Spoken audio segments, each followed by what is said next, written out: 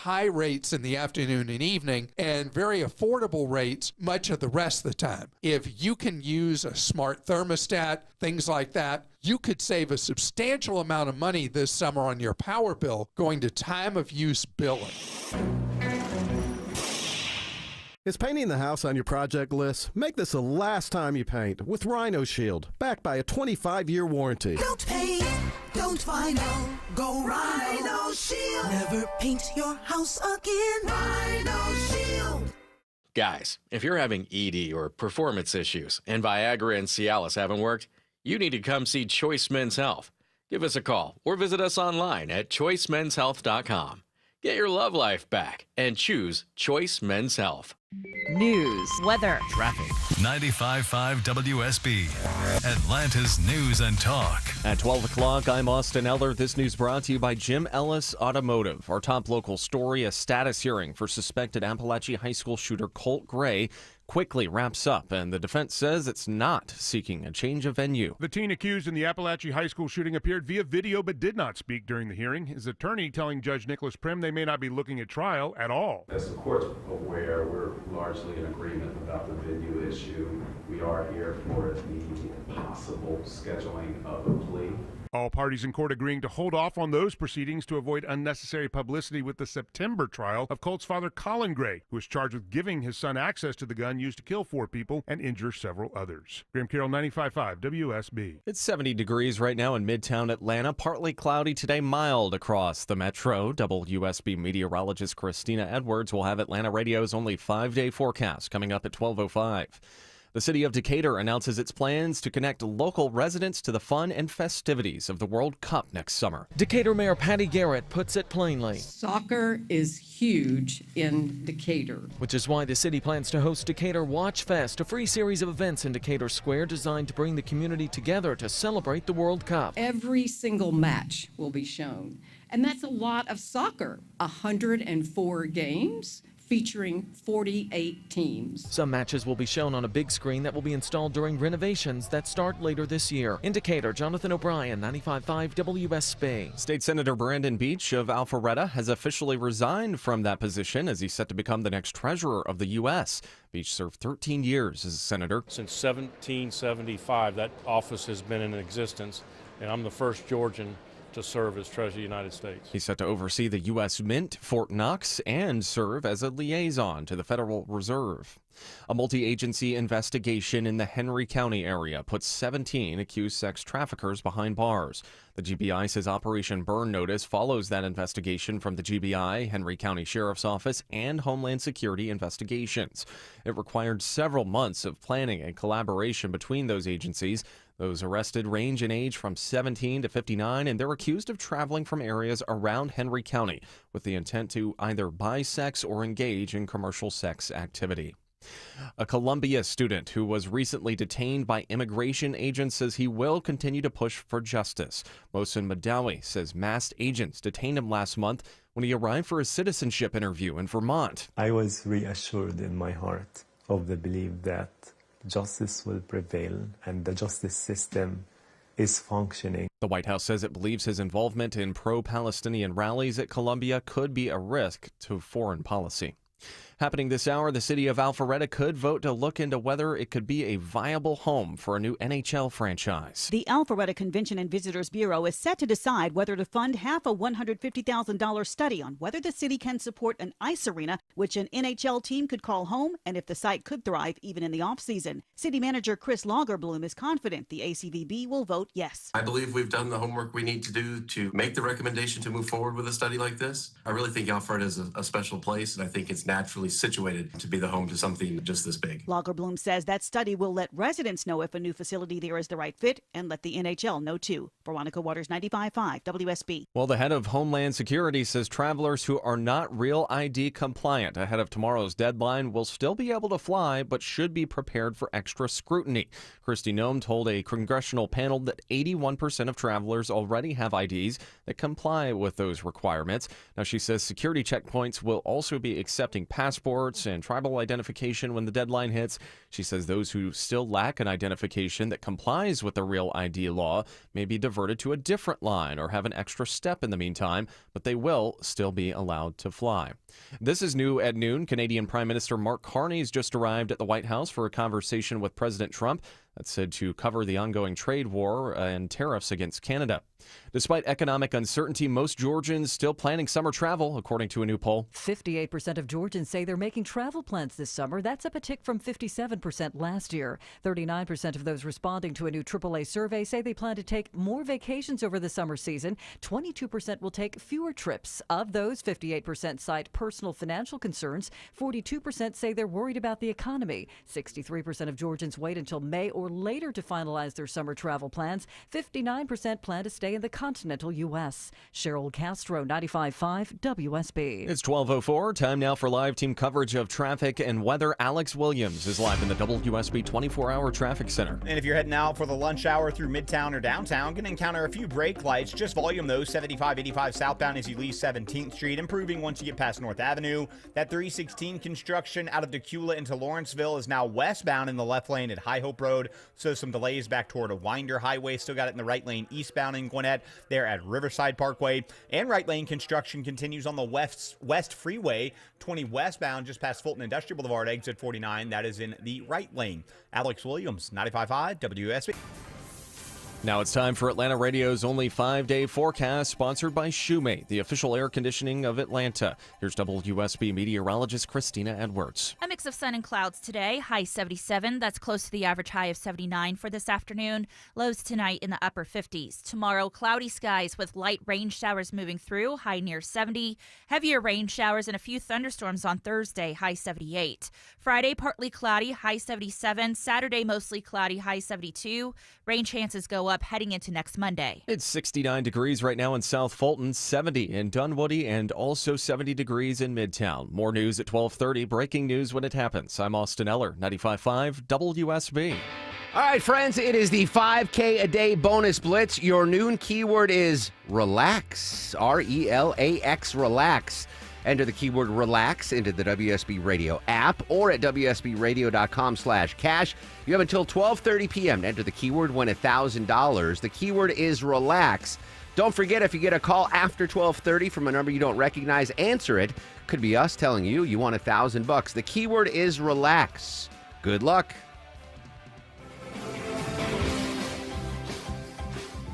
Greetings, conversationalists. Welcome. It is Eric Erickson here one more day in Sea Island, Georgia. I'll be back in studio tomorrow. The phone number 877-973-7425. If you want to be on the program, text Eric, E-R-I-C-K.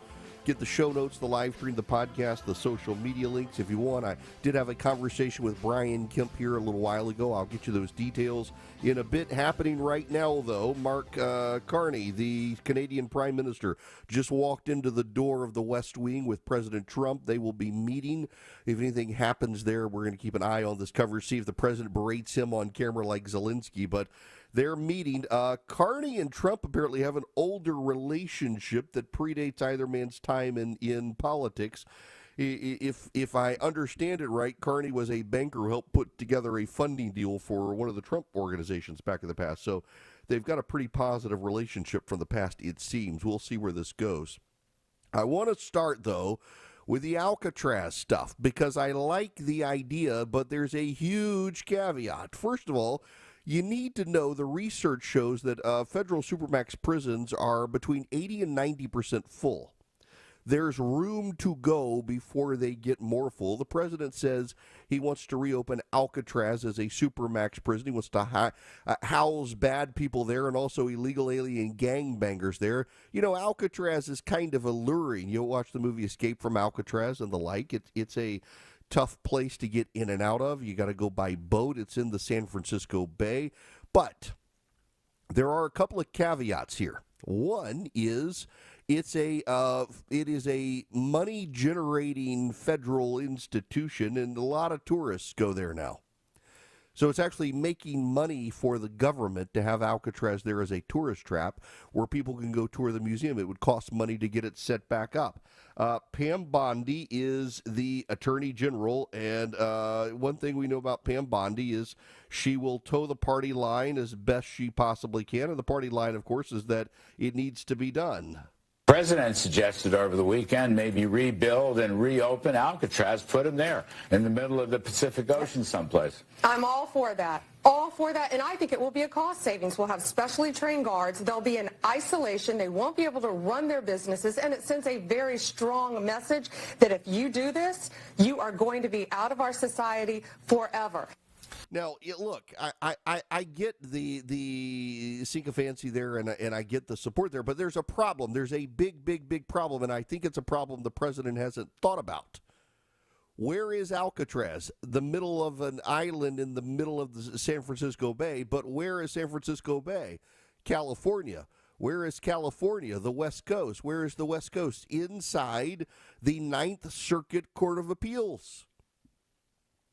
This is the fatal flaw in the president's plan, and I have a real hard time thinking the president was thinking Ninth Circuit Court of Appeals, but his team is going to have to think about that, because if you open Alcatraz and put these guys back there, you're going to have the most progressive judges in America. The Northern District of California in San Francisco and the Ninth Circuit Court of Appeals are the most progressive judicial systems in the United States, and the Supreme Court can only take so many cases a year.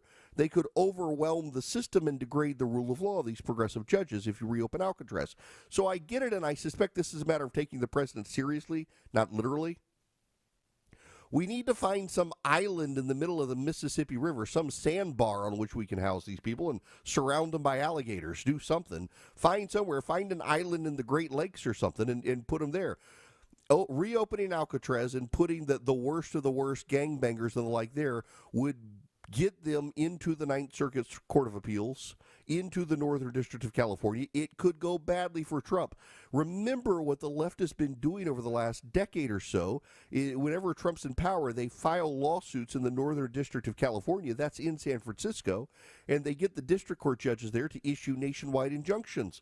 They'll be doing all sorts of nationwide injunctions for gangbangers in Alcatraz if we put these people in Alcatraz. So I get it. I totally get the allure of it. I'm fascinated by the idea of Alcatraz, but we need a different Alcatraz.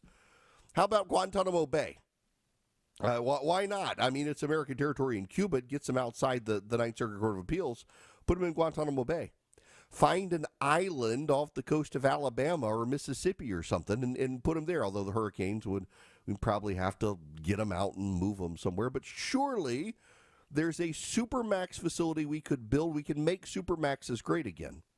I'm all for making Alcatraz great again, but not as long as the Ninth Circuit Court of Appeals is going to have major say in it. Now, this gets to why he wants to do it. There were some prison guards who were attacked by MS-13 gang members in prison, overwhelmed. Intelligence reports that have now leaked from the Trump administration suggest the president's intelligence team does not believe that Nicolas Maduro of Venezuela actually enabled the Trinidad gang members to come to the United States. The Trump administration's intelligence disagrees with this, but what's notable is that it was leaked. Someone wanted it leaked, and not from Team Trump. They wanted to make Trump look bad. So we need to figure out who within the administration is still leaking things to make the administration look bad and undermine the administration's case. This all comes on the heels of Stephen Miller and others insisting that the Fifth Amendment right to due process does not apply to illegal aliens. Reno versus Flores is a 1993 Supreme Court case. It was written by Antonin Scalia. Here's the money quote. It's in the show notes. It is well established that the Fifth Amendment entitles aliens to due process of law in deportation proceedings. It is well established that the Fifth Amendment entitles aliens to due process of law in deportation proceedings. That's Antonin Scalia writing for the majority, Reno versus Flores, 507 U.S. 292, 1993. That's a 1993 Supreme Court case about illegal alien children. And the court ruled that they, in deportation proceedings, could be handed over to legal guardians, could be handed over to parents, could be handed over to state facilities, but as minors couldn't just be abandoned. But also that, and by the way, they were expected illegal aliens, and the Supreme Court ruled in 1993 that illegal aliens do get the due process right in the Fifth Amendment because the Fifth Amendment says all people. Now, there's a lot of obfuscation out there among Trump supporters, and one of the issues is they're trying to drive up an existential frenzy and fear on your part that what a due process proceeding means is a court proceeding, and with 15 million people to be deported, it's going to overwhelm the system. That's not what it means. That's not what Scalia meant.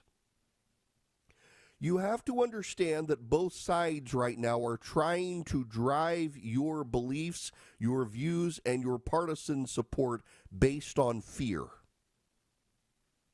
The Democrats are driving up support on their side based on fear that even Americans can get deported, which is nonsense. Republicans are driving up fear that the system will be overwhelmed and will never be able to get rid of the illegal aliens if we have to give them all due process hearing. That, too, is wrong. What is a due process hearing? For illegal aliens who come into the country who have been processed at the border and released, who were documented to be coming in as illegal aliens, all the due process hearing means is we got to certify that this person is who he claims to be, so we're getting the right person out of the country. That's it. It doesn't have to be federal judges, Article 3 judges. In fact, in Florida, Ron DeSantis and the Republicans there want to mobilize the National Guard in Florida to serve as administrative adjudicants to determine whether or not people are there illegally. It's a great idea. They want to allow the National Guard to process the illegal aliens. And all you got to do is take the illegal alien to a hearing and say, this is the person that the Biden administration allowed into the country. He came over on this date at this border checkpoint. We caught him. We processed him. We allowed him to go. He's an illegal alien. We want to deport him. And all the administrative law judge has to do is say, yep, that's the right guy. We've proven his ID. Send him home. That's it. That's due process. You don't need a court hearing. You don't need witnesses. You don't need challenges. You don't need all that. It's just, is this the right person that came over the border and the Biden administration determined was an illegal alien? Yes. Okay, send him home. That's due process.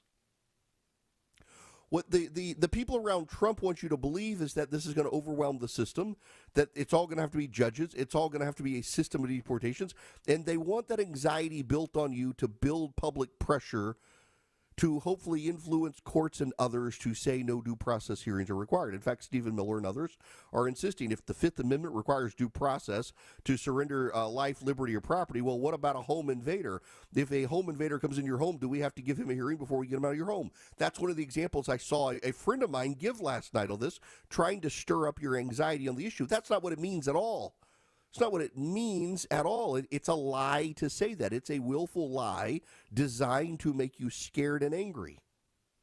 It's like the left out there telling people that Americans could be deported. That's a lie designed to make people angry. The truth is more nuanced. If a home invader invades your home, the police come and remove that person from your home because they ascertain on the spot that you are the homeowner. That person is not the homeowner. And they remove that person on the spot. You don't have to go through a due process court hearing for that, any more than you have to go through a due process court hearing for this illegal alien. We verified their identity. They're an illegal alien. Remove them from the country. The mendacity on both sides on these issues is kind of overwhelming at this point. Both sides want you to be worried. Both sides want you to fret. Both sides want you to be anxious because they're trying to use your fear to mobilize you to advance their agenda, regardless of what that agenda is. The reality is the Supreme Court determined in 1993 that illegal aliens are entitled to due process hearings. But you are accustomed to hearing due process hearing and thinking it's got to be an Article 3 court. It's got to be a state court judge. It's got to be something like that. That's not true at all.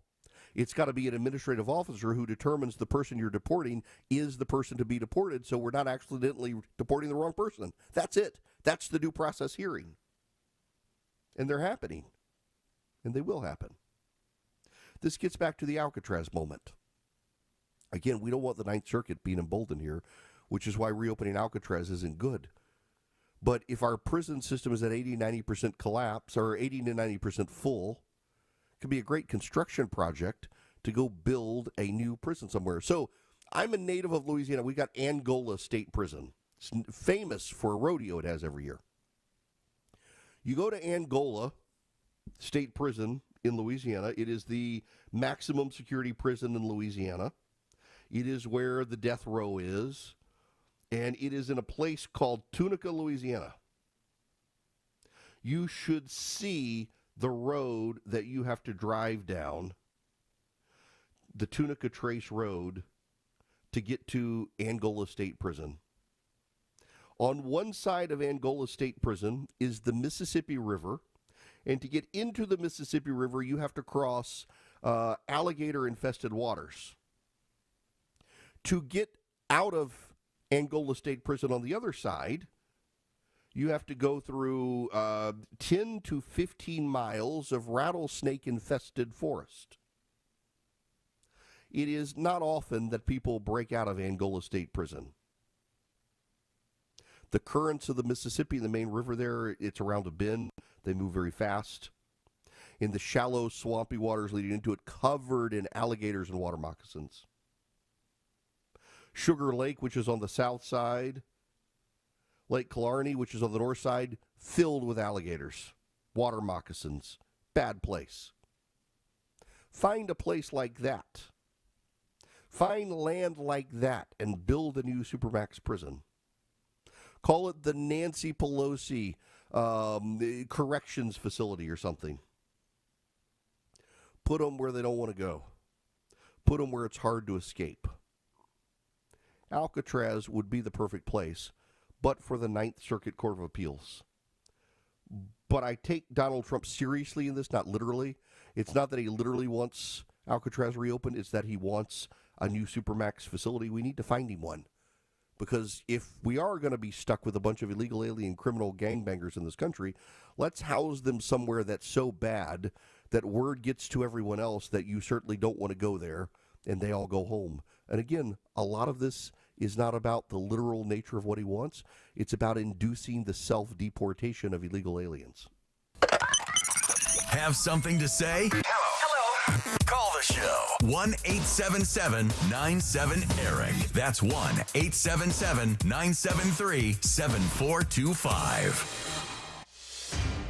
1221, Cold Ray Carrier, WSB 24-hour traffic center. Picked up a new slow zone, 285 eastbound, the Interloop New Northside Drive, Powers Ferry Road, exit 22 there in Sandy Springs. We are going to scan the jam cam, see if anything's blocking a lane there. Where you do have something blocking a lane is on I-20 westbound past Fulton Industrial Boulevard, exit 49. That is construction in the right lane. Also in the left lane out of Decula into Lawrenceville. Heads up for this slow in the ride, 316 westbound. That left lane construction is at High Hope Road. Traffic brought to you by Wendy's $5 Biggie Bag. The Wendy's $5 Biggie Bag is the best deal in fast food for a lot of reasons, some of which include a JBC, 4-piece nugs, junior fries, and a small salt drink. For the best deal of all time, gotta be Wendy's. U.S. price and participation may vary. Alex Williams, 95.5 WSB. All right, friends, it is the 5K a day bonus blitz. Your noon keyword is relax, RELAX, relax. Enter the keyword relax into the WSB Radio app or at WSBradio.com/cash. You have until 12:30 p.m. to enter the keyword, win $1,000. The keyword is relax. Don't forget, if you get a call after 12:30 from a number you don't recognize, answer it. Could be us telling you you want $1,000. The keyword is relax. Good luck. Spring is in the air, and a lot of us are looking at things to spruce up our homes, from tweaking or landscaping, a little bit of paint. But how's your roof looking? This is Scott Slade. A new roof can dramatically improve the look of your home. Lots of uncertainties in the economy right now, so my roofer, FGA Roofing, has put together an offer you should consider. They call it the 000 plan. 0 down payment, 0 interest for 12 months, and 0 monthly payments for 12 months. With FGA Roofing, you can get a quote in just a few days and your roof installed in just a couple of weeks. And you can wait to pay until it fits your timeline. FGA Roofing specializes in slate, tile, wood shake, cedar roofs, as well as architectural roofs. The experts at FGA Roofing can lay out all the options for you, whether your roof is aging out or you just want a designer upgrade for your home, or both. FGA Roofing, where you'll get first-rate installation and quality service, always. Just search FGA Roofing to get started with a free quote today. That's FGA Roofing. Hope. It's more than a word.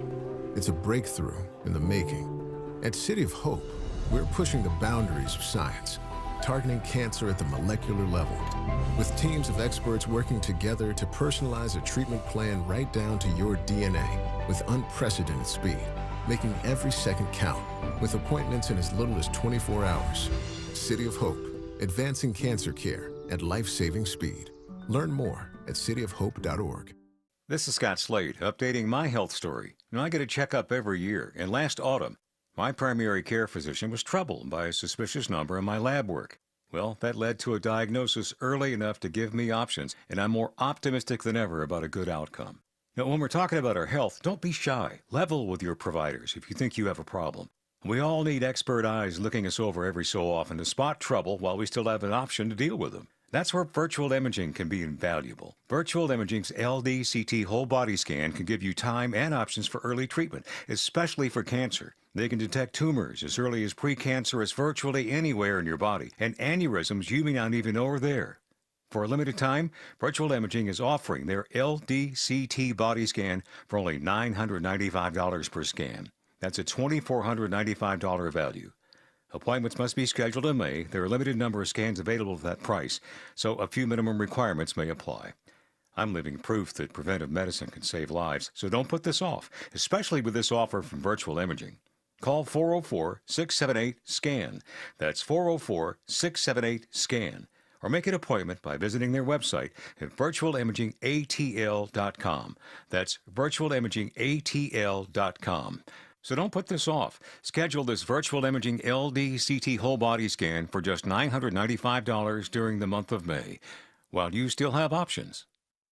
The Scott Antique Markets is back at the Atlanta Expo Center, featuring hundreds of vendors with collectibles and merchandise from all over the world. We're on both sides of I-285 exit 55 on Jonesboro Road. Visit ScottAntiqueMarket.com for more information.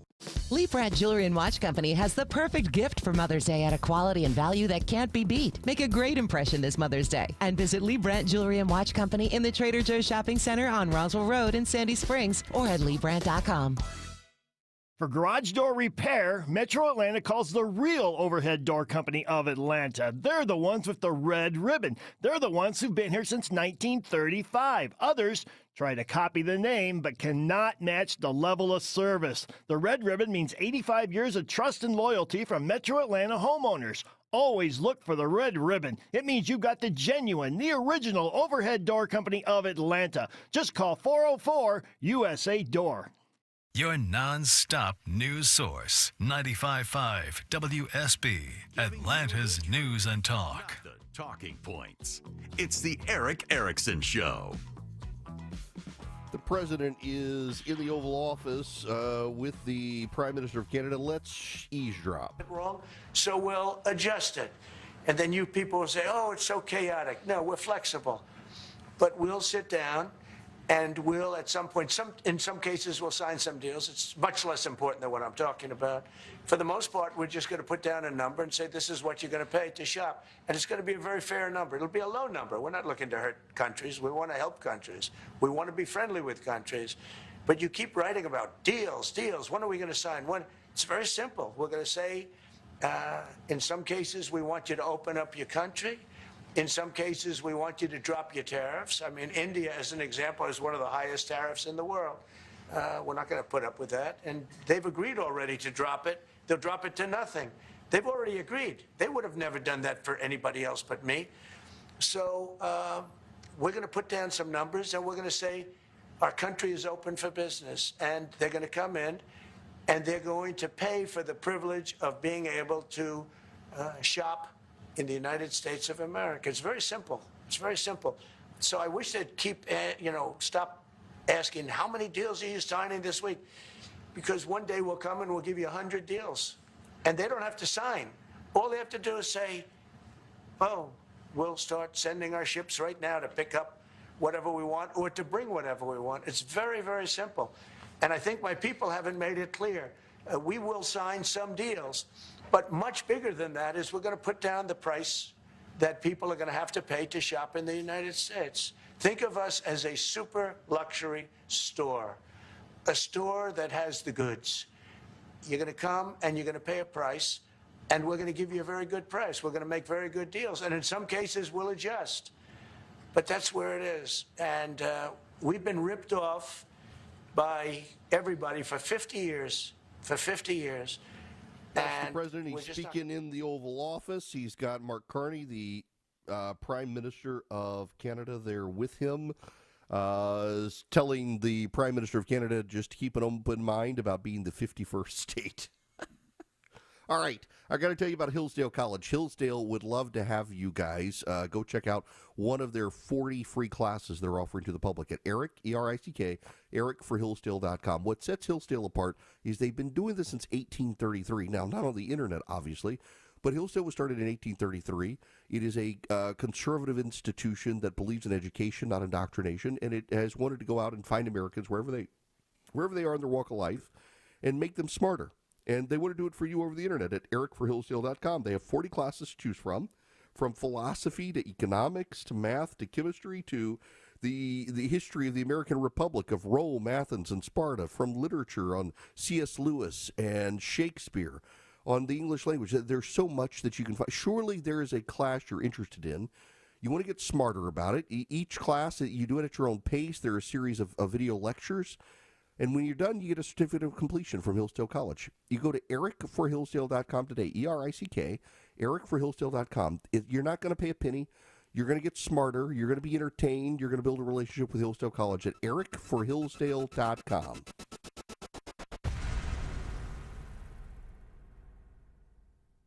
Live from the Superior Plumbing Studios. News, weather, traffic. 95.5 WSB. Atlanta's News and Talk. It's 12:30. I'm Austin Eller. This news brought to you by Jim Ellis Automotive. Our top local story: a possible plea deals in the works for the accused Appalachia High School shooter. At a hearing in Barrow County for Colt Gray, attorneys indicated they're working on a deal to avoid a trial. Coach Ricky Aspinwall's among those killed. His father, Richard Aspinwall Sr., tells Channel 2 Action News what he wants to see happen in the case. If we don't set an example, it's going to continue on. If we try to set an example, they're not going to get away with it. Maybe it'll make other people think twice about trying to pull something. The teen's father, Colin Gray, is also facing murder charges. His trial is scheduled to begin in September. The city of Decatur unveils plans for a series of free events around the 2026 World Cup. Decatur Watch Fest will be an opportunity for residents to come and celebrate. DeKalb County CEO Lorraine Cochran Johnson. Across DeKalb County and the metro region, we must activate locations that bring people together for what is a once-in-a-lifetime experience. The city hopes to show the matches on a new viewing screen that's set to be installed as part of a multi-million-dollar renovation to Decatur Square. The Education Department's warning universities of their obligations to support student loan borrowers as the Trump administration begins ramping up collections for those in default. The department sent a Dear Colleague letter to universities saying schools with a high default rate among their alumni could lose access to federal student aid. We've got live team coverage of traffic and weather up next. It's 12:31. Smash burgers are all the rage these days. I love to make them too. I got one of those Weber griddles, and you could just make them, and gosh, they're crispy, they're thin. Stack two of them together, put cheese between both of them. Your family loves them. Omaha Steaks right now is going to give you 16 free smash burgers with their Built for the Grill pack. You go to omahasteaks.com/smash, S-M-A-S-H. You can make them in a skillet, you can make them on the grill, you can make them on the griddle if you got a griddle, and they turn out perfect however you do them. They're flavorful, they're beefy, they are 100% premium aged Omaha Steaks beef for exceptional quality and flavor from America's butcher. Get ready to smash expectations with the new Omaha Steak burgers. Go to omahasteaks.com/smash. Order the Built for the Grill pack. You'll get 16 free smash burgers. That's 16 free smash burgers at omahasteaks.com/smash. See site for details. Y'all, these are amazing. Multiple contractors and estimates for your home projects? What a hassle. Instead, trust the Plus. Painting Plus. Hi, I'm Charlie, owner of Painting Plus and the Plus family of businesses. We're reliable, fully licensed, and insured. No muss, no fuss. Trust the Plus and leave everything on your list to us. If your home's exterior has it, the Plus can improve it. Painting Plus. Siding, gutters, windows, decks, porches, roofing, and more. Trust the Plus. PaintingPlus.com. FirstLibertyNotes.com. There's a new optimism in the air, and we think investors like you might have the best year ever. Hello, I'm Brant Frost, founder of First Liberty Building and Loan. Last year, we opened up our First Liberty Notes program to Main Street investors just like you, and the response has been just incredible. Everyday folks from all walks of life have enjoyed 8 to 13% interest rates while helping to fuel the growth of small businesses right here at home. If you're a qualified investor and have a minimum of $25,000, you too could be earning 8 to 13% interest rates. We'd love to have you join our First Liberty family today. We believe this is going to be a special year and a great year. We've got the projects, now we need partners like you. Go to FirstLibertyGA.com and see if our First Liberty Notes are right for you. Go to FirstLibertyGA.com. That's FirstLibertyGA.com. First Liberty Notes are not obligations of or guaranteed by any financial institution and are not secured by any collateral. They are not FDIC insured or guaranteed by any government agency. You could lose money. Purchasers must verify their SEC accredited investor status. Securities are not being offered in any jurisdiction in which it is unlawful. It's 12:34. We've got live team coverage of traffic and weather. Alex Williams is in the WSB 24-hour traffic center. Heads up for those taking 285 out of Cobb towards Sandy Springs. Stalled vehicle in the second left lane, 285 eastbound, the Interloop Northside Drive, Powers Ferry Road, exit 22. It's in the second left lane. Driver also standing out of his vehicle behind the car. Very dangerous. We do not recommend that. Always stay in your car for safety. Also a construction zone still on the West Freeway, 20 eastbound or westbound, just past Fulton Industrial Boulevard, exit 49. That's in the right lane. And picking up a new slow zone on 75 south between Morrow and Stockbridge, approaching Highway 138, exit 228. We'll scan the jam cam for that. Alex Williams, 95.5 WSB. This is WSB meteorologist Christina Upwards. A mix of sun and clouds today, high 77, lows tonight in the upper 50s. Tomorrow, mostly cloudy with hit or miss rain showers, high near 70. Right now, it's 72 degrees in Conyers, 71 in Norcross, and 71 in Midtown. More news at 1 o'clock. Breaking news when it happens. I'm Austin Eller, 95.5 WSB. He's got the courage to tell you the truth, even when it isn't popular. You're listening to The Eric Erickson Show. We got some breaking news happening right now. That's some positive news. President Trump just making news in the Oval Office. I'll go back to him. He's speaking live with Mark Carney, the Canadian Prime Minister in the White House. But during commercial break, he said this. He said, quote, "The Houthi have announced that they don't want to fight anymore. We had some good news last night. The Houthi have announced they are not, or they've been announced to us at least, that they don't want to fight anymore. They just don't want to fight, and we will honor that. We will stop the bombings. They have capitulated, but more importantly, we will take their word. They say they will not be blowing up ships anymore, and that's what the purpose of what we were doing, so that's just news. We just found out about that." That happened during commercial break. The president announcing the Houthis have signaled they want a ceasefire. They do not want to keep on. This is after the 30 Israeli planes joined with American forces yesterday, bombing parts of Yemen. Targeting them pretty comprehensively after a Houthi missile landed near Israel's airport in Tel Aviv. The president now saying that the Houthi are saying no more, no more. This is now back to the president. He is in the White House answering questions with the Canadian Prime Minister. It's not even conceivable. Like 30 times over budget, 30 times. It's the craziest thing and now it's hundreds of, it was supposed to be a simple train. And I think the media should take a look at it.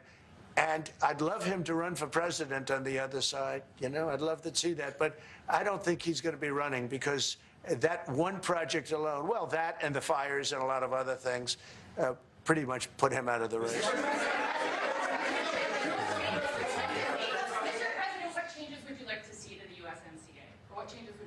We're going to work on some subtle changes, maybe. I don't even know if we're going to be dealing with USMCA. We're dealing more with concepts right now. Look, right now, we're doing trade. We have trade. They're paying a tariff on cars and steel and aluminum. And I think we have a baseline of 10% or something like that for the tariffs. But we're getting along very well. Right now, going no further, but we have an agreement. We did something with even parts. You want to discuss that, Howard, with respect to Canada, which helps Canada out? Howard, sure. So we've made an arrangement with the car companies that 15% of their USMCA parts are included, and then 15% of foreign parts from the manufactured suggested retail price are not tariffed to help domestic manufacturing really thrive. So it gave them a chance to be able to build their car parts factories if they're going to. A lot of these companies already have factories, and what they have to do is just fill them out. But they're able to build them in the United States, so we gave them a pretty substantial period of time. Just to clarify, Mr. President, is there anything the Prime Minister can say to you today to change your mind on tariffing Canada? Tariffing cars? Tariffing Canada. Is there anything he can say to you in the course of your meetings with him today that would get you to lift tariffs on Canada? No. Why not? Just the way it is. Mark Carney, the Canadian Prime Minister, trying to jump in here. Would you respect that? Sure, I would. But this is not necessarily a one-day deal. This is over a period of time they have to make that decision. Yes, go ahead. Yeah, if I may. Respectfully, Canadians' view on this is not going to change on the 51st state. Secondly, we are the largest client of the United States in the totality of all the goods. So we are the largest client of the United States. We have a tremendous auto sector between the two of us, and the changes that made have been helpful. 50% of a car that comes from Canada is American. That's not like anywhere else in the world. And to your question about is there one thing? No, this is a bigger discussion. There are much bigger forces involved, and this will take some time and some discussions, and that's why we're here, to have those discussions, and that is represented by who's sitting around the table. See, the conflict is, and this is very friendly. We're not. This is not going to be like we had another little blow up with somebody else. That was a much different. This is a very friendly conversation. But we want to make our own cars. We don't really want cars from Canada, and we put tariffs on cars from Canada. And at a certain point, it won't make economic sense for Canada to build those cars. And we don't want steel from Canada because we're making our own steel, and we're having massive steel plants being built right now as we speak. We really don't want Canadian steel, and we don't want Canadian aluminum and various other things because we want to be able to do it ourselves. And we, because of past thinking of people, we have a tremendous deficit with Canada. In other words, they have a surplus with us. And there's no reason for us to be subsidizing Canada. Canada's a place that will have to be able to take care of itself economically. I assume they can. I will tell you that Trudeau, when I spoke to him, I used to call him Governor Trudeau. I think that probably didn't help his election. But when I spoke to him, I said, so why are we taking your cars? Why are we taking we want to make them ourselves. I mean, I said, and if the price of your cars went up, or if we put a tariff on your cars of 25%, what would that mean to you? He said, that would mean the end of Canada. He actually said that to me. And I said, that's a strange answer, but I understand his answer. But no, I mean, it's hard to justify subsidizing Canada to the tune of maybe $200 billion a year. We protect Canada militarily, and we always will. We're going to, that's not a money thing. But we always will. But, it's not fair. But why are we subsidizing Canada $200 billion a year, or whatever the number might be? It's a very substantial number. And it's hard for the American taxpayer to say, gee whiz, we love doing that. Thank you very much. We're going to have a very substantial. That's the President and the Prime Minister of Canada in the Oval Office. The Prime Minister of Canada has been trying to chime in and get a word in edgewise, not very successfully. He's got the Canadian Trade and Commerce team in the Oval Office on one side. The President has J.D. Vance, Marco Rubio, Howard Lutnick, and Scott Bessent on the other side in the White House. They're starting to say a little bit more there. And now they're being chased out of the Oval Office. That was the President of the Canadian Prime Minister in the now gold-plated Oval Office. Lots of gold leaf everywhere in the Oval Office now. Now, related to this, if you got the show notes, you saw this story. This is from Bloomberg News. Ford Motor Company has announced today it's suspending its full-year financial guidance and said President Donald Trump's auto tariffs will take a toll on profit, joining rivals stung by volatile global trade policies. The automaker expects the duties to reduce 2025 adjusted earnings before interest and taxes by about $1.5 billion on a net basis this year, it said while reporting a first quarter profit that beat Wall Street estimates.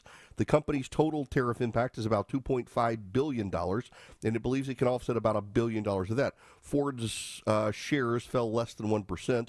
As the New York Stock Exchange opened on Tuesday, the stock had gained 2.7% this year through Monday's close, better than 3.9% decline by the S&P 500. Ford cites several factors and withdrawing its earlier forecast for as much as an $8.5 billion in adjusted EBIT this year, including potential industry-wide supply chain disruptions tied to Trump's duties and the risk that levies may increase in the future. Related to this as well, Volvo has announced it's going to be laying off workers in its South Carolina plants because of the tariffs and the decline in the ability of people to buy Volvos in the country due to tariffs. Even though they're made in the United States, a lot of the parts are shipped in from Europe. So Volvo is slowing operations in South Carolina, increasing layoffs there. That's happening today as well. And the CEO of Mattel says that even with the tariffs, it would cost too much to manufacture Barbies in the United States. Therefore, Barbie manufacturing will not be returning to the United States. We don't see that happening. Mattel CEO Jonan Kreis told CNBC Squawk Box this morning, less than a day after the company also withdrew annual financial targets. We need to remember that a significant part of toy creation happens in America. Development, design, product engineering, brand management all happen in the United States. Making products, producing product in other countries allows us to create quality products at affordable prices. Mattel has diversified its global manufacturing for nearly a decade in an effort to reduce its dependence on China. By the end of the year, less than 40% of Mattel's products will be sourced from China. Kreis notes that in 2 years, no country will represent more than 25% of Mattel's sourcing. In the meantime, Mattel is taking mitigating action to fully offset costs associated with the trade war in China, including raising prices in the United States while aiming to keep the cost of many toys low. The company is expected to keep between 40% and 50% of its products under $20, but prices will go up, and they just can't make the math work. That's part of the problem I've been warning you guys about with the way the tariffs are working. Companies can't make the math work even with the tariffs to repatriate manufacturing here. So they're going to keep manufacturing abroad and just pay the tariffs. The 10% tariff typically from these countries, that's what they're going to do. So it's not actually restoring manufacturing, it's raising costs. Now, the corollary here is Donald Trump is saying potentially the reciprocal tariffs go back into effect. So those massively high tariffs could harm those businesses and get them to try to come back to the country with one caveat. Trump's going to be gone in a few years. They can't get their factory operations back online by the time Trump goes, so do they want to take the calculated risk that the next administration maintains the present policy when the odds seem unlikely? That becomes part of the problem. Now, related to all of this is also China. There's actually some news out of China we got to get to. I want to begin with Scott Bisson. He was on CNBC. And largely seems to suggest we're not actually talking. You're heavily involved here. You have said they need to de-escalate and start that process for us to get going on trade talks. Have they made any effort at this point? I think we could see substantial progress in the coming weeks. We'll see. That I think it's Stein's law, that which is not sustainable doesn't continue. So 145%, 125% tariff levels are the equivalent of an embargo. Yep. And we're reading every day what's happening with factories in China. And from an academic point of view, I can tell you that the history of trade battles, we are the deficit country. The surplus country always has the most to lose. So they need to make more gestures. What is it that you're looking for, and is that happening? Is there a negotiation about the negotiation? Yeah, we'll see over the coming weeks. Now, that kind of is suggesting to a lot of people today that we're actually not having conversations with China. But Michael Sobolik just sent me this. Michael Sobolik, if you are not familiar with him, is at the Hudson Institute. He's a scholar studying China and how best to defeat China. And here are headlines. This is from the New York Post. In April, China's factory activity showed its steepest contraction in 16 months, while new export orders dropped to their lowest levels in 3 years since the pandemic. This is from, looks like the French press. Protests by workers. No. I'm sorry. It's Radio Free Asia. Protests by workers demanding back wages are spreading across China in a sign of growing discontent among millions suffering the brunt of factory closures. Analysts at U.S.-based investment bank Goldman Sachs estimate at least 60 million jobs across industries in China are at risk due to U.S. President Donald Trump imposing a 145% tariff on China. In Inner Mongolia, many construction workers gathered on the rooftops of Jinkan Royal Garden community in Tonglao City on April 25th, where they threatened to jump off the building if they weren't paid their back wages. And then this is from the Financial Times. Workers shared pictures of quiet production lines or factory suspension notices, highlighting how the tariffs are starting to bite. Our export orders disappeared, so we've temporarily stopped, said a 28-year-old plastics factory worker in Fujian province. Our export orders disappeared, so we've temporarily stopped. There was significant near-term pressure after clients suspended orders, shutting down factories across China. It's starting to have an impact. And again, I've maintained all along, I've said on this radio show repeatedly, targeting China with tariffs is not a bad idea. The Chinese government position, however, right now, is that President Trump has so broadly targeted tariffs on every other country and not just China, that China is able to persuade other countries the United States is not a reliable trading partner. That's why I think we need to reconsider our trade policies with these other countries, show them we are good trading partners. They would prefer to trade with us than China, but China is dropping tariffs on all these other countries to begin trading with them. So this is not necessarily working for us, even as it's hurting China. Those are the headlines right now, though, impacting that. The president, of course, and Scott Bessent pushing hard to try to get the Chinese to the table. Between bank collapses and the economic turmoil, the spike in gold prices and inflation right now, Swiss America has been warning people about a secret war on cash. They're the trusted leader in precious metals. They have been for 40 years. They're rated A+ by the Better Business Bureau, and they want to educate you on protecting your assets in their report, The Secret War on Cash. You can get it completely free. It takes less than 15 minutes to read. It can save on your retirement and finances. You get a free copy by calling or texting 800-289-2646. The All-Out War on Cash includes digital forms of currency that's spreading. Go read the Secret War on Cash report completely free. Just mention Eric, E-R-I-C-K, when you call or text 800-289-2646. That's 800-289-2646. Just mention my name, Eric, when you call or text 800-289-2646. The report is completely free from Swiss America. The number one more time, 800-289-2646. Message and data rates may apply. Honest. Putting your trust in me to tell you what's going on. Transparent. I need you to know this from the bottom of my heart. Giving you the information without the noise. My job isn't to tell you what you want to hear, it's to tell you the truth. It's the Eric Erickson Show. 1251 Coolray Carrier, WSB 24-hour traffic center.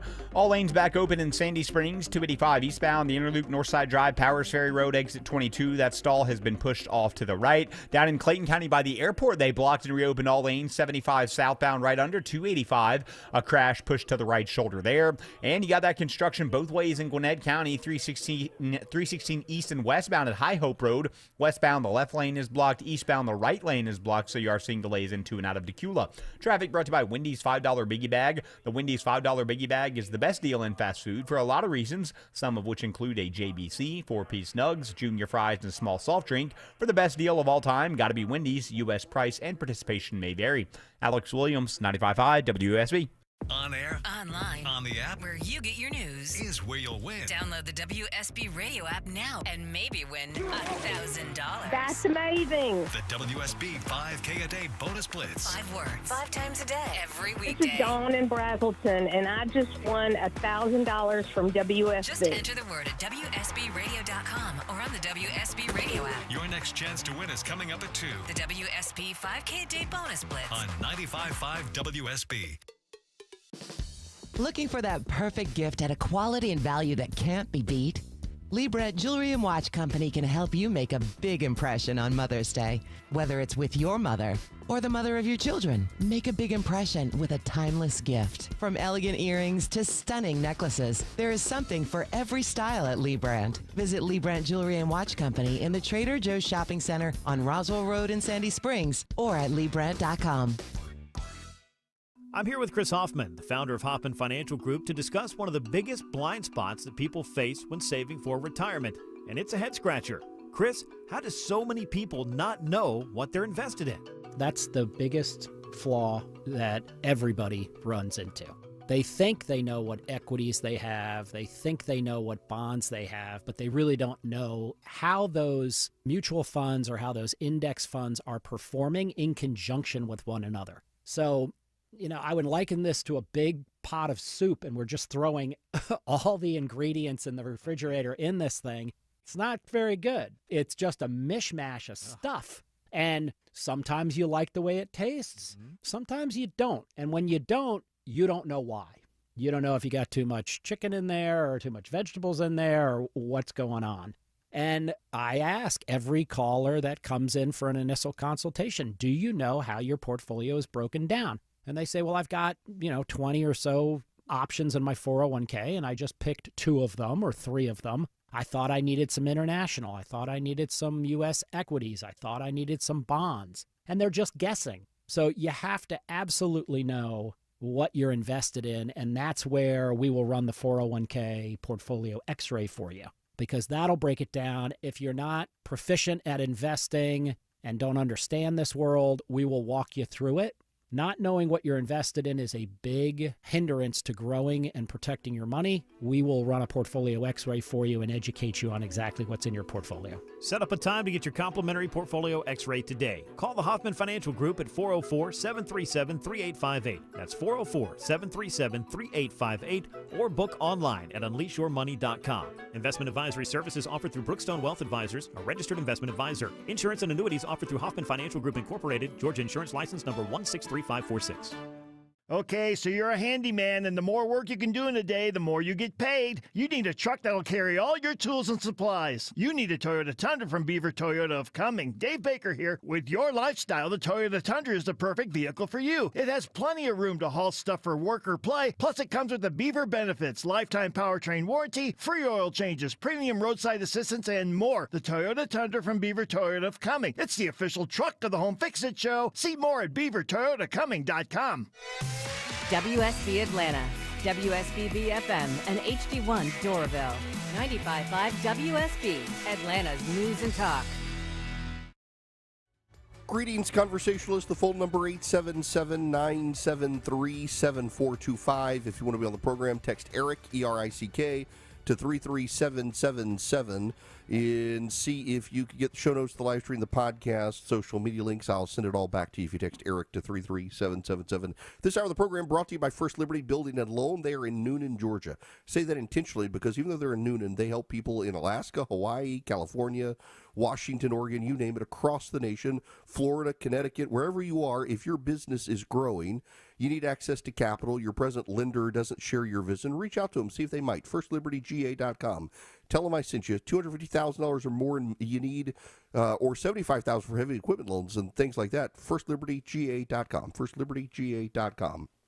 Now, I want to spend just a moment here. If you weren't here yesterday, I am in Sea Island, Georgia, the Cloisters, very fancy resort. In fact, it is so fancy I feel uncomfortable being here.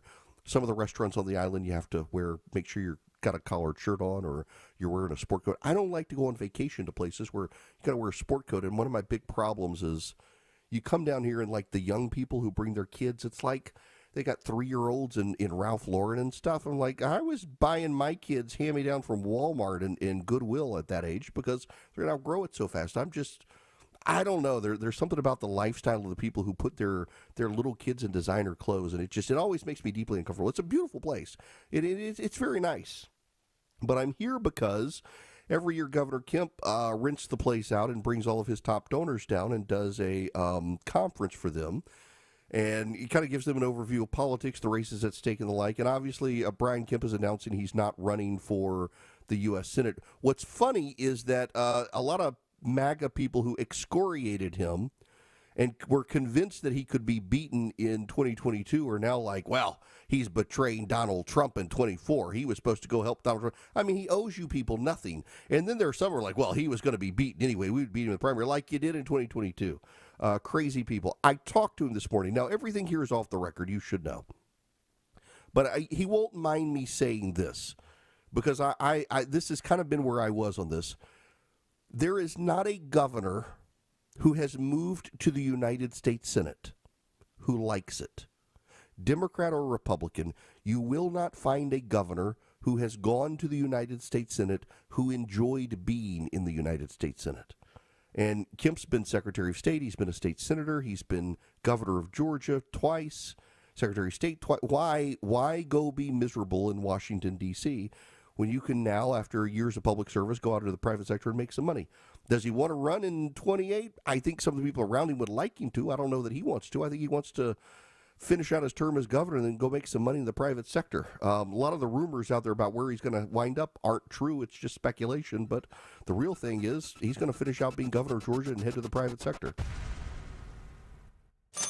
Seems everything costs more these days. Gas, groceries, and when's the last time you checked your wireless bill? When it comes to Big Wireless, if you're staying, you may be overpaying. Switch to Consumer Cellular and get your second month free for a limited time. You'll get the same fast, reliable nationwide coverage without the big wireless bill.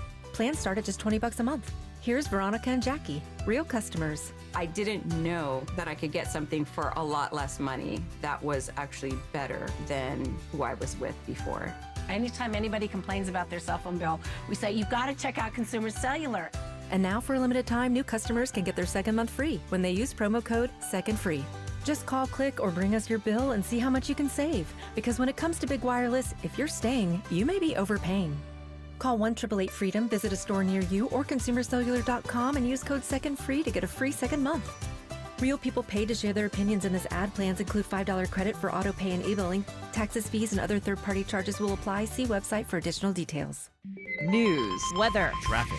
95.5 WSB, Atlanta's News and Talk. At 1 o'clock, I'm Austin Eller. This news brought to you by Window Nation. Our top local story is new. At 1 o'clock, the man accused of attempting to kidnap a child in an Ackworth Walmart has been granted bond.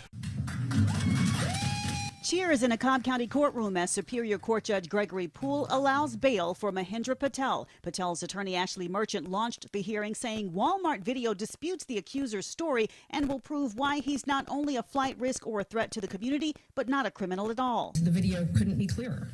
Mr. Patel did not try to kidnap this child. Poole says he can't comment on the video showing guilt or innocence, but I don't believe he poses a risk to the community. He said bond at $10,000. Veronica Waters, 95.5 WSB. 72 degrees right now in Midtown. Partly cloudy today. WSB meteorologist Christina Edwards has Atlanta's most accurate and dependable forecast coming up.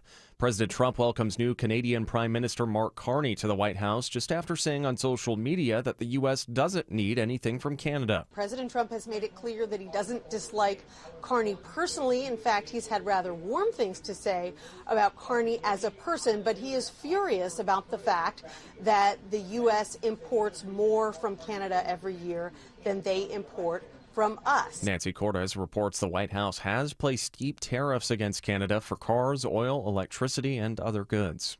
Meanwhile, Senator John Ossoff responds after word that Governor Kemp will not challenge his Senate seat next fall. Ossoff tells WSB he'll welcome all challengers. Regardless of who runs, I'm prepared for any challenger. And, my daily work is serving the people of Georgia, continuing the legislative work I'm doing on behalf of my constituents in the U.S. Senate. No Republicans have announced plans to run at this time, though Southeast Georgia Congressman Buddy Carter previously said he would be open to running if Kemp did not.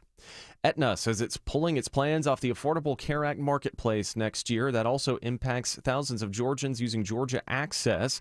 There are more than 107,000 Georgians on the marketplace who have Aetna. We've got live team coverage of traffic and weather next. It's 102. Creation displays such a beautiful landscape. You deserve to see it all. Don't let your old, big, and bulky windows block your view. It's Jonathan and Ted from North Georgia Replacement Windows.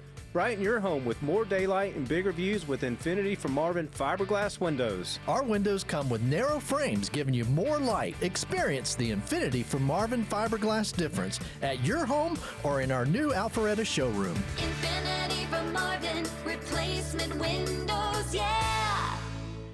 Need inspiration? Shop Kroger for mouth-watering meals and appetizing ingredients. Our low prices add up to big savings, plus over $600 in digital coupons each week, and up to $1 off per gallon at the pump. At Kroger, you always get big flavors and big savings. Kroger, fresh for everyone. Fuel restrictions apply. You can save big on 12 packs of Coca-Cola, Pepsi, or Canada Dry. Select varieties or buy 2, get 2 free with your card. Limit 8. Kroger, fresh for everyone. There's a new optimism in the air, and we think investors like you might have the best year ever. Hello, I'm Brant Frost, founder of First Liberty Building and Loan. Last year, we opened up our First Liberty Notes program to Main Street investors just like you, and the response has been just incredible. Everyday folks from all walks of life have enjoyed 8 to 13% interest rates while helping to fuel the growth of small businesses right here at home. If you're a qualified investor and have a minimum of $25,000, you too could be earning 8 to 13% interest rates. We'd love to have you join our First Liberty family today. We believe this is going to be a special year and a great year. We've got the projects. Now we need partners like you. Go to FirstLibertyGA.com and see if our First Liberty notes are right for you. Go to FirstLibertyGA.com. That's FirstLibertyGA.com. First Liberty notes are not obligations of or guaranteed by any financial institution and are not secured by any collateral. They are not FDIC insured or guaranteed by any government agency. You could lose money. Purchasers must verify their SEC accredited investor status. Securities are not being offered in any jurisdiction in which it is unlawful. As Georgia's homegrown leader in business insurance, Builders partners with thousands of local businesses to safeguard workers and help them return to their lives after injuries. Explore reliable workers' compensation solutions at BLDRS.com. Builders, insurance built strong. Sell your home and get paid twice? Orchard makes it happen. Get cash up front to buy now, then more when your old place sells for top dollar. Go to Orchard.com or call 1-844-421-SELL. It's 1:04. We've got live team coverage of traffic and weather. Alex Williams is in the WSB 24-hour traffic center. Watching a little bit of volume through the heart of the city, 75-85 southbound from 17th Street down toward Cortlandt Street, northbound sluggish University Avenue up to Freedom Parkway. Still got the right lane construction, 20 westbound past Fulton Industrial Boulevard, and double construction in Gwinnett County, right lane blocked 316 eastbound at High Hope. Westbound, it's the left lane that's blocked. Alex Williams, 95.5 WSB. I'm WSB meteorologist Christina Edwards. Partly cloudy today, high 77, lows tonight in the upper 50s. Tomorrow, mostly cloudy with off and on rain showers, staying cool, high near 70. Thursday, scattered rain showers and thunderstorms, high 78. Right now, it is 73 degrees in Forest Park. It is 72 in Mableton and 72 degrees in Midtown Atlanta. More news at 1:30. Breaking news when it happens. I'm Austin Eller, 95.5 WSB. On air, online, on the app, where you get your news is where you'll win. Download the WSB radio app now and maybe win $1,000. That's amazing. The WSB 5K a day bonus blitz. 5 words, 5 times a day, every weekday. Dawn in Brazelton, and I just won $1,000 from WSB. Just enter the word at WSBradio.com or on the WSB radio app. Your next chance to win is coming up at 2. The WSB 5K Day Bonus Blitz on 95.5 WSB.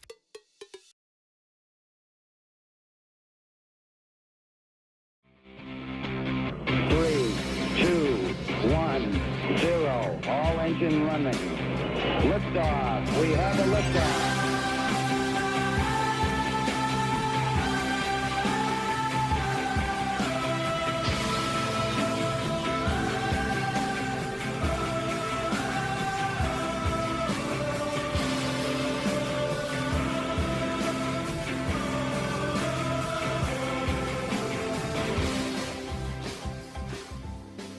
Greetings, America. It is Eric Erickson here across the nation. The phone number is 877-973-7425. Should you wish to be on the program, I would be happy to have you. Text the word DATA, D-A-T-A, to 33777. Subscribe to the show notes. Would be fantastic to have you getting the show notes. Now, we've got to move into this wild story out of Virginia. This is from ABC 7 up in Northern Virginia. Loudoun County, of course, you will notice the famous county where the school board is super hostile to parents. I mean, it's insane what has happened in Loudoun County, Virginia, and it's indicative of what happens in other parts of the country. And this story is crazy. Listen to this. Loudoun County Public Schools have opened a Title IX investigation into 3 high school boys who said they were uncomfortable with the female student using the boys' locker room. The Loudoun County School Board policy allows students to use school bathrooms and locker rooms according to their gender identification rather than their biological sex. We're concerned, a Virginia father told 7 News reporter Nick Minnick about the investigation into his son. The Virginia father told 7 News that Loudoun County Public Schools is formally investigating whether his son committed sexual harassment after he and 2 friends talked about being uncomfortable with the fact there was a male identifying classmate in the boys' locker room. He was questioning why there was a female in the male's locker room. Any other boys, and other boys were uncomfortable with the female in the boys' locker room, he added. There were other boys asking the same question. The school board created a very uncomfortable situation. They're young, they're 15 years old, they're expressing their opinions, and now they're being targeted for expressing those opinions. The dad said a female student who identifies as male has been using the boys' locker room for some time now. In March, after gym class, the female student used her phone to record his son and friends in the Stonebridge High School boys' locker room. I have a daughter that's in high school as well, and if there were a male in there videotaping her in the locker room, I would have issues, he told 7 News. If it's my son and there's a female in the locker room videotaping, I've got issues. Even if it was somebody of the same sex, I believe there's an invasion of privacy. According to the public school system's own policies, video and audio recordings are prohibited in the school locker room, but it's his son, not the student who recorded the video, who's facing consequences because of the recording. Now, my daughter goes to a fairly conservative school, college. The kids treat Title IX as the butt of jokes. It's so perverse. The lectures that they have had at the beginning of the school year and the trainings they have on Title IX and what is and isn't a Title IX infraction. It is what the bullies use to punish kids they disagree with. And in this situation, think about this. You have a girl in a boys' locker room videotaping the boys in the locker room, recording the boys in the locker room against school policy. But the girl who recorded the boys in the school locker room is not in trouble. It's the boys who were expressing concerns about having the girl in the locker room. Those are the ones in trouble. This has happened time and time again in Loudoun County Public Schools, and not just Loudoun County. Loudoun County is one of the worst offenders in the nation. But it's happened more and more. Not only that, a new website has come online, because you know what the left says, that boys in girls' sports is not that common. It's no big deal. We don't need to worry about it. It's rare that it happens, but actually there's a new database that has been set up. And that new database actually shows that it is far more common than claimed to have boys in girls' sports. HeCheated.org is the first database set up on this, HeCheated.org. Josh Stevenson is a data analyst who put this together. HeCheated.org says the results are worse than expected. It's not rare, it's institutionalized. Major athletic bodies like the NCAA and the NFHS, National Federation of High School Sports, they've taken no clear stand to protect female athletes. Meanwhile, boys are winning girls' events, breaking records, taking scholarships, displacing years of work. No one's keeping score. So now they've put the data together. And guess what? Turns out when boys compete in girls' sports, more often than not, overwhelmingly, they win, and it is becoming increasingly a trend. And where is the trend coming from? It's coming from white, wealthy, progressive areas. White, wealthy, progressive areas where the parents want their kid to get a good scholarship to go to college. It is surprisingly more and more common for boys to identify as girls, join the girls' sports team, and steal the scholarship from the girls. The Trump administration is cracking down on this. The Trump administration is working hard. And in Virginia, you got the attorney general and the governor are both working, but they've been stymied by the Democratic legislature in Virginia on how far they can go on this issue. But it's become a trend. This is one of the patterns for the left. They say it's not happening. They deny it's happening. Then when you show them proof that it's happening, they declare, well, it's a good thing. Why do you hate it, you bigot? That's the prevailing trend, more and more common within public school settings as well, is it's not happening, and then when it does happen, well, you're a bigot if you oppose it. It's a good thing. And white progressives are doing this. Think about the case that's gone to the Supreme Court, where it was the Muslim parents in Maryland, in Montgomery County, Maryland, who didn't want their pre-K and kindergarten students to learn about transgenderism and sexual situations. And the school board insisted that not only did they need to do it, but actually on record lamented that Muslim parents were siding with the bigots and the white supremacists. That's code for Christians. The school board members were upset that the Muslim parents were siding with what they called the bigots and white supremacists, or the Christians, who didn't want their kids in kindergarten and pre-K, we're talking down to kids as early as 3 years old in the public school system, to learn about transgenderism and sex. White progressives are no longer interested in educating your children. They're interested in indoctrinating your children. And they're going to punish your children if your children are critical thinkers, because they want your kids to conform to it. In Chicago, it's now been revealed that the Chicago Teachers Union has been sending kids as part of school experiences on field trips to teacher protests and to union rallies and to forums on transgenderism. That's the Public Teachers Union in Chicago wants your kids to go be indoctrinated on transgenderism and on solidarity in the workforce with labor organizers and communists. Is it any wonder the big trends are homeschooling and private schooling these days? It's another reason there's got to be school choice in states. Governor Abbott in Texas has just signed a big piece of school choice legislation, which is a good thing. Open opportunities for kids to get out of public schools in Texas, where we're seeing the indoctrination as well. There have been videos out of Houston, Austin, and the Dallas-Fort Worth area of progressive teachers trying to indoctrinate kids into transgenderism.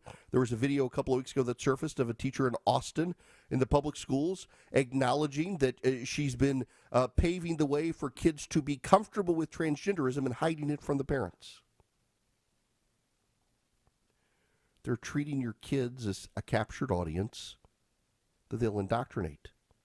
And in Loudoun County, Virginia, it's the boys with common sense who are getting punished, not the girl in the boys' locker room who's videotaping them. Public school education is out of its mind in so many parts of the country. And sadly, it gives so many educators a bad name because there are actually a lot of great public school educators in the country. There are actually a lot of good public schools in the country. But those public schools are getting overshadowed by the bad ones. Reminds me of a story up in Cobb County, Georgia, which is not it's definitely moved Democrat, but it's not a super conservative or super liberal area. And in Cobb County, Georgia, a elementary school PE teacher got all the kids on Valentine's Day in an elementary school class together to watch a video on two kids in a same-sex relationship. And when it was a substitute teacher that day, and when she complained, the gym teacher mumbled, "I'm going to get in trouble for this, aren't I?" And there was a lot of pushback at the time when I brought it up on my show that this had happened. A lot of parents were outraged by it. And the public schools, they deny it, they push it off, they say it's no big deal, it's not really happening, or we have taken care of it. And yet time and time again, they don't take care of it. It's degrading public education. If we want to be competitive against China in the future, it's not just going to be tariffs we need. It's not just going to be economic policy we need. It's going to be better educated kids. Our kids are only better educated on sex issues in public schools these days. It's not going to work for us. Let me go to the phones here. 877-973-7425. Spencer, you're going to be up first. Relevant on this issue. Welcome to the show. Hey, Eric, thanks for taking my call. Good to talk to you again. Yeah, so You too. What I want to talk to you about is actually kind of what you're talking about now. So Yes. I'm sure you're aware of, recently what's going on with this issue in schools of sexually explicit materials. And I was listening to that mom recently talking to Justice Kavanaugh. And he was asking her, well, you're not trying to change this. You're just trying to opt your kid out. She was saying, yeah. And, I don't think a lot of parents are going far enough. I mean, if I were her, I would have said, well, no, I am trying to change this because I think it's wrong, as so do many, many, many other parents in this country. But if we can't change that or stop that, I at least want the option to get my kids out of it. But, so I want to get your thoughts on, ultimately where you see public education going in this country at the end of the day, depending on where they side on this, because I don't think that when the public education system was created, that it was structured, in a way that they intended for it to be hijacked by a small faction of people in this country who I would put in the same category as the people that Chris Hansen tells to take a seat in the corner and keep their hands out of their pockets. But that's exactly what's happened. And that's a larger issue that I don't think that anybody's talking about, is that that they're seizing control of the public education system and using it as a tool to expand their ideology and to put it off onto, the minds of small, vulnerable So, children. Spencer, I think where we're headed as a country right now on this particular issue is a Republican-Democrat divide. I think progressives are radicalizing themselves against things conservatives like or don't like. So conservatives not big fans of drag queen story hour, so in more and more progressive states, it's become mandatory to have kids go to drag queen story hour. Conservatives aren't big on the trans agenda, so in progressive states, it's becoming mandatory in schools for students to learn about it, embrace it, acknowledge it, and promote it. And I think it's going to destroy the public schools, particularly in progressive areas of the country, where increasingly I think you're going to see a cultural shift among non-white voters shifting towards the GOP. Look at Loudoun County or Montgomery County, Maryland, for example. Montgomery County, Maryland is a reliably progressive part of the country. Very reliably progressive. And the Muslim community there has tended to vote Democrat. And at the local level, they're beginning to shift to the GOP because of these cultural issues in schools. Look down in Florida. In Florida, non-white families, black and Hispanic families, have been shifting towards the GOP, and they're voting in large part because of the cultural issues in schools and the Democrats' hostility to school choice. Even in San Francisco, they're not becoming Republican, they're not voting Republican, but even in San Francisco, the Asian community, the non-white community in San Francisco, is throwing out Democratic members of school boards and replacing them with more moderate Democrats because of these cultural issues. I think where we're headed as a nation is the degradation of public education in blue parts of the country, and we'll see a revitalization of schools in conservative and Republican areas, in large part because they have to compete through school choice. And that's going to be good for the country as a whole, at least for the red areas of the country. Competition in schools is a good thing. It's why school choice is a good thing. It integrates competition into school systems and forces public schools to be on their A game. Those who love him, listen to find out what he's going to say next. Those who disagree with him, also listen to see what he's going to say next. It's the Eric Erickson Show.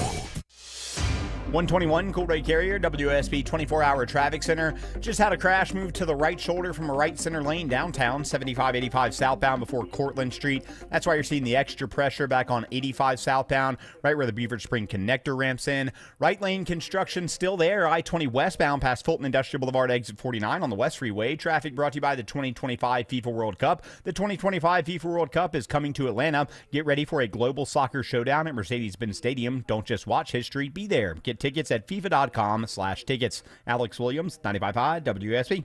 On air, online, on the app, where you get your news, is where you'll win. Download the WSB radio app now and maybe win $1,000. That's amazing. The WSB 5K a day bonus blitz. 5 words, 5 times a day, every This weekday. is Dawn in Brazelton, and I just won $1,000 from WSB. Just enter the word at WSBradio.com or on the WSB radio app. Your next chance to win is coming up at 2. The WSB 5K a day bonus blitz On 95.5 WSB.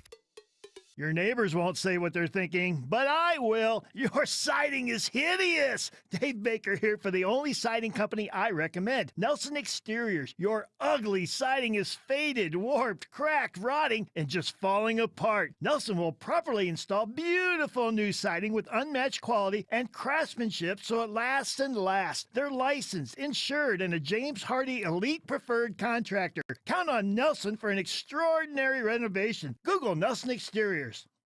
If you've been taught that all bread is unhealthy, I'm here to tell you not if it's real bread. Hi, I'm Sue Becker from Bread Beckers with Sue's Healthy Minute. If you're struggling with weight gain, high cholesterol, constipation, even warts, or kids who seem to be constantly sick, come visit us at the Bread Becker store in Woodstock, where we have taught thousands of customers that real bread might be their healthy solution. I have a degree in food science, and for more than 30 years, I've studied the incredible health benefits of real whole grains and bread. I discovered that store-bought bread has had most of the nutrients in the grain removed during milling, and yes, even packages labeled 100% whole wheat. Make a healthy eating change in your life at Bread Beckers in Woodstock. We'll show you how bread, but only real bread, might be the answer to your family's physical ills. The Bread Beckers. Visit breadbeckers.com or our Bread Beckers store in Woodstock. Hi, this is Candace from Exovations, and have I got a tip for you. But today, instead of giving you a home remodeling tip, my tip is don't just take my word for it. For over 20 years, you've heard me on the radio sharing remodeling advice. But if you really want to know what sets Exovations apart, go read our reviews. At exovations.com, you'll find hundreds of real stories from real homeowners who have trusted us with their exterior remodeling projects. From decks, siding, windows, doors, paint, roofing, porticos, and so much more. You'll see words like amazing work, incredible experience from start to finish, and again, stress-free. That's not just what we say, it's what our customers say. So yes, I'm Candace from Exovations, but don't just listen to me. Listen to our reviews. At Exovations, we do projects on time, on budget, and without all that stress. Google Exovations or visit EXOVATIONS.com. Breda Pest Management is the best at beating bugs, keeping critters out, and tormenting termites. Did you know the Breda family's been protecting local homes inside and out for over 50 years? Hey, it's Dave Baker. I don't lose sleep worrying about bugs and critters because Breda has perfected protecting my home. Here's to another 50 years of bug beating, termite tossing, and critter kicking. Breda, no need to be afraid of bugs. Seems everything costs more these days. Gas, groceries, and when's the last time you checked your wireless bill? When it comes to Big Wireless, if you're staying, you may be overpaying. Switch to Consumer Cellular and get your second month free for a limited time. You'll get the same fast, reliable nationwide coverage without the big wireless bill. Plans start at just $20 a month. Here's Veronica and Jackie, real customers. I didn't know that I could get something for a lot less money that was actually better than who I was with before. Anytime anybody complains about their cell phone bill, we say, you've got to check out Consumer Cellular. And now for a limited time, new customers can get their second month free when they use promo code SECONDFREE. Just call, click, or bring us your bill and see how much you can save. Because when it comes to Big Wireless, if you're staying, you may be overpaying. Call 1-888-FREEDOM, visit a store near you, or consumercellular.com and use code SECONDFREE to get a free second month. Real people paid to share their opinions in this ad. Plans include $5 credit for auto pay and e-billing. Taxes, fees, and other third-party charges will apply. See website for additional details. 95.5 WSB, Atlanta's News and Talk.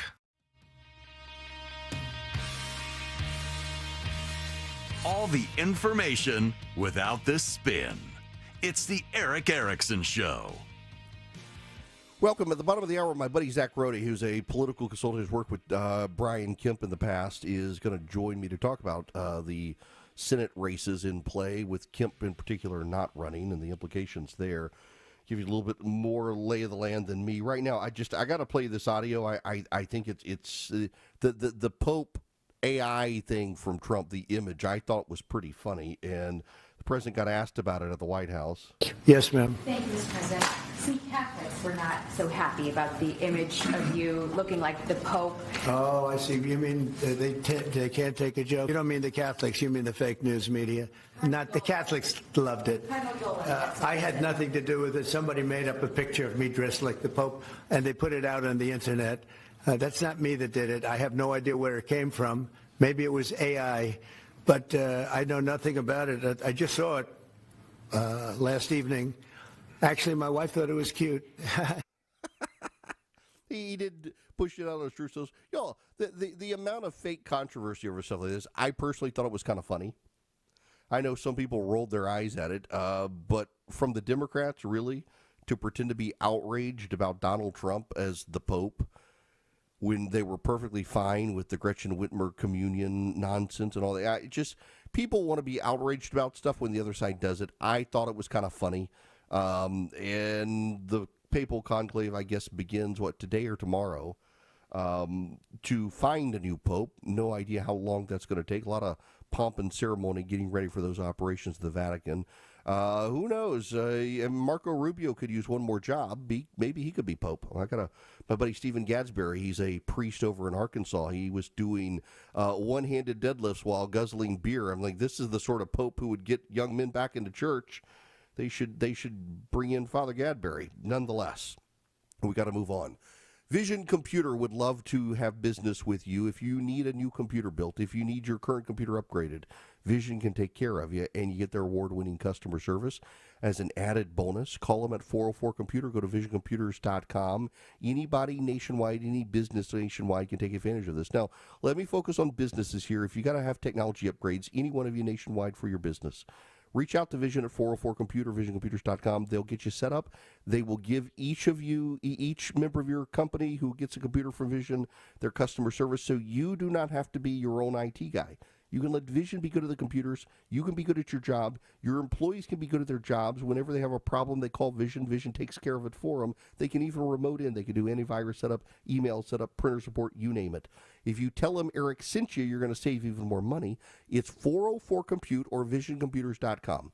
404-COMPUTE or visioncomputers.com. Tell them Eric sent you. You're going to save even more money. They're worth doing business with. Live from the Superior Plumbing Studios. News, weather, traffic. 95.5 WSB. Atlanta's News and Talk. It's 1:30. I'm Austin Eller. This news brought to you by Ben Hill Renovations. Our top local story, 17 accused sex traffickers are nabbed in the Henry County area as part of a months-long multi-agency investigation. GBI Special Agent in Charge, Anita Ivey, tells WSB trafficking is a $32 billion industry. Our goal with GBI and especially with the Human Exploitation and Trafficking Unit is to make it very difficult for traffickers and buyers to operate in the state of Georgia. Those arrested range in age from 17 to 59. They're accused of traveling from areas around Henry County with the intent to either buy sex or engage in commercial sex activity. One metro city's already gearing up to celebrate the World Cup next summer. Decatur Watch Fest is a free series of events planned for next summer during the World Cup, where fans will have the chance to view matches on the new big screen that's set to be installed in the city's square. Mayor Patty Garrett. The plan is to offer all of these wonderful events to everyone who wants to be a part of the most passionate and popular sport. Local businesses will also be showing the matches. The Watch Fest coincides with a multi-million-dollar overhaul of the square that's set to be finished before the World Cup. In Decatur, Jonathan O'Brien, 95.5 WSB. Economic uncertainties not stopping Georgians from taking that summer trip this year. AAA says a new poll finds 58% of Georgians are planning summer trips. That is up 1% from last year. Meanwhile, 39% of Georgians say they plan to take more vacations over the summer compared to last year, while 22% of respondents say they plan to travel less. The top destination? The beach. It is 1:31. We've got live team coverage of traffic and weather up next. Stay comfortable at home all year long with Jape Services. Hi, this is Daniel Jape, and our team has decades of experience servicing Atlanta's heating and cooling needs, which means you can count on us. We're licensed, insured, and I personally guarantee when you call Jape Services, you'll be treated just like family. Call us 24/7 or book online at japeservices.com. That's JAPE services.com. Jape Services. Hey homeowners, it's Eric Erickson. You wouldn't trust Mac with a jack to fix your home's sinking foundation problem, would you? I certainly wouldn't. Serious issues need serious experts at Engineered Solutions of Georgia. Their skills are unmatched, so are their foundation solutions. When these guys repair a problem, it's the last time you'll have to worry about it. Done once, done right. Start today with a free inspection. Go to ESOGrepair.com. That's ESOGrepair.com. Dial 678 ESOG now. Now is the season to have AquaGuard Foundation Solutions save your crawl space from the bad things down there and make the air you breathe in your home healthier with a crawl space encapsulation. Simply set up a free inspection at aquaguard.net. Remember, AquaGuard.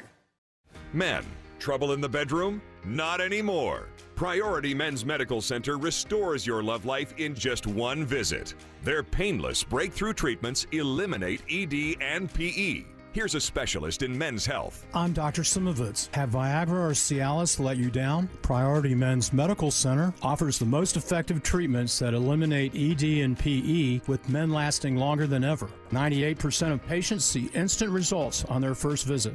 Priority Men's Medical Center's breakthrough treatments eliminate ED and PE, regardless of age or medical history. Your consultation and first treatment are free. You'll see instant results in the office. Plus, qualified patients get their testosterone checked free. Call 404-885-8885. 404-885-8885.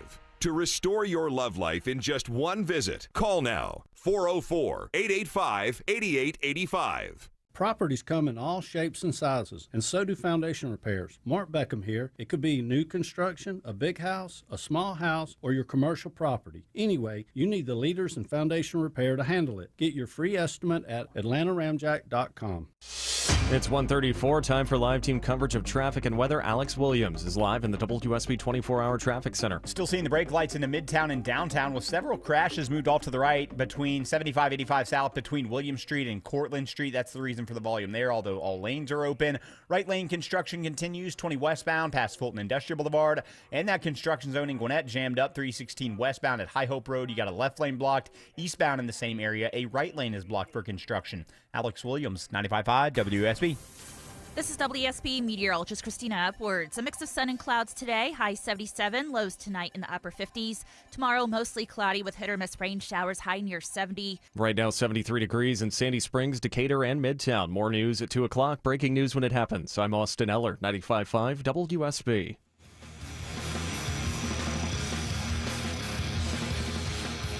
Smart, fearless, and occasionally funny. You're listening to The Eric Erickson Show. Welcome back nationwide. It's Eric Erickson here. The phone number 877-973-7425 from Anchorage to Miami. Broadcasting to you live. Zach Rode is a partner at Ascent, a strategic communications firm. He's worked with Governor Glenn Youngkin in Virginia. He's also worked with Brian Kemp, the governor of Georgia, who has decided not to run for the U.S. Senate. Reached out to Zach, said, let's get you on and talk about this. Zach joins me by phone. Welcome to the show, sir. How are you? Hey, Eric. Good afternoon. How are you? I'm great. Now, you know, I don't know if you know or not, but I'm actually at Kemp's event down in Sea Island today. I'm actually broadcasting the show from my hotel room here. Now, it's all off-the-record stuff, but obviously a lot of people yesterday were expecting that he might hint he's running for the Senate, and then to get that tweet out while he'd actually gone out of town, did an event out of town, was flying back in, and on Twitter announced he wasn't going to run for the Senate. By the time he got back, whole lot of people a little disappointed that he wasn't going to do that. Now speculating, of course, about 2028 or his future as to what he's going to do, as opposed to he just decided he would be miserable if he went to the Senate because every governor who goes is miserable.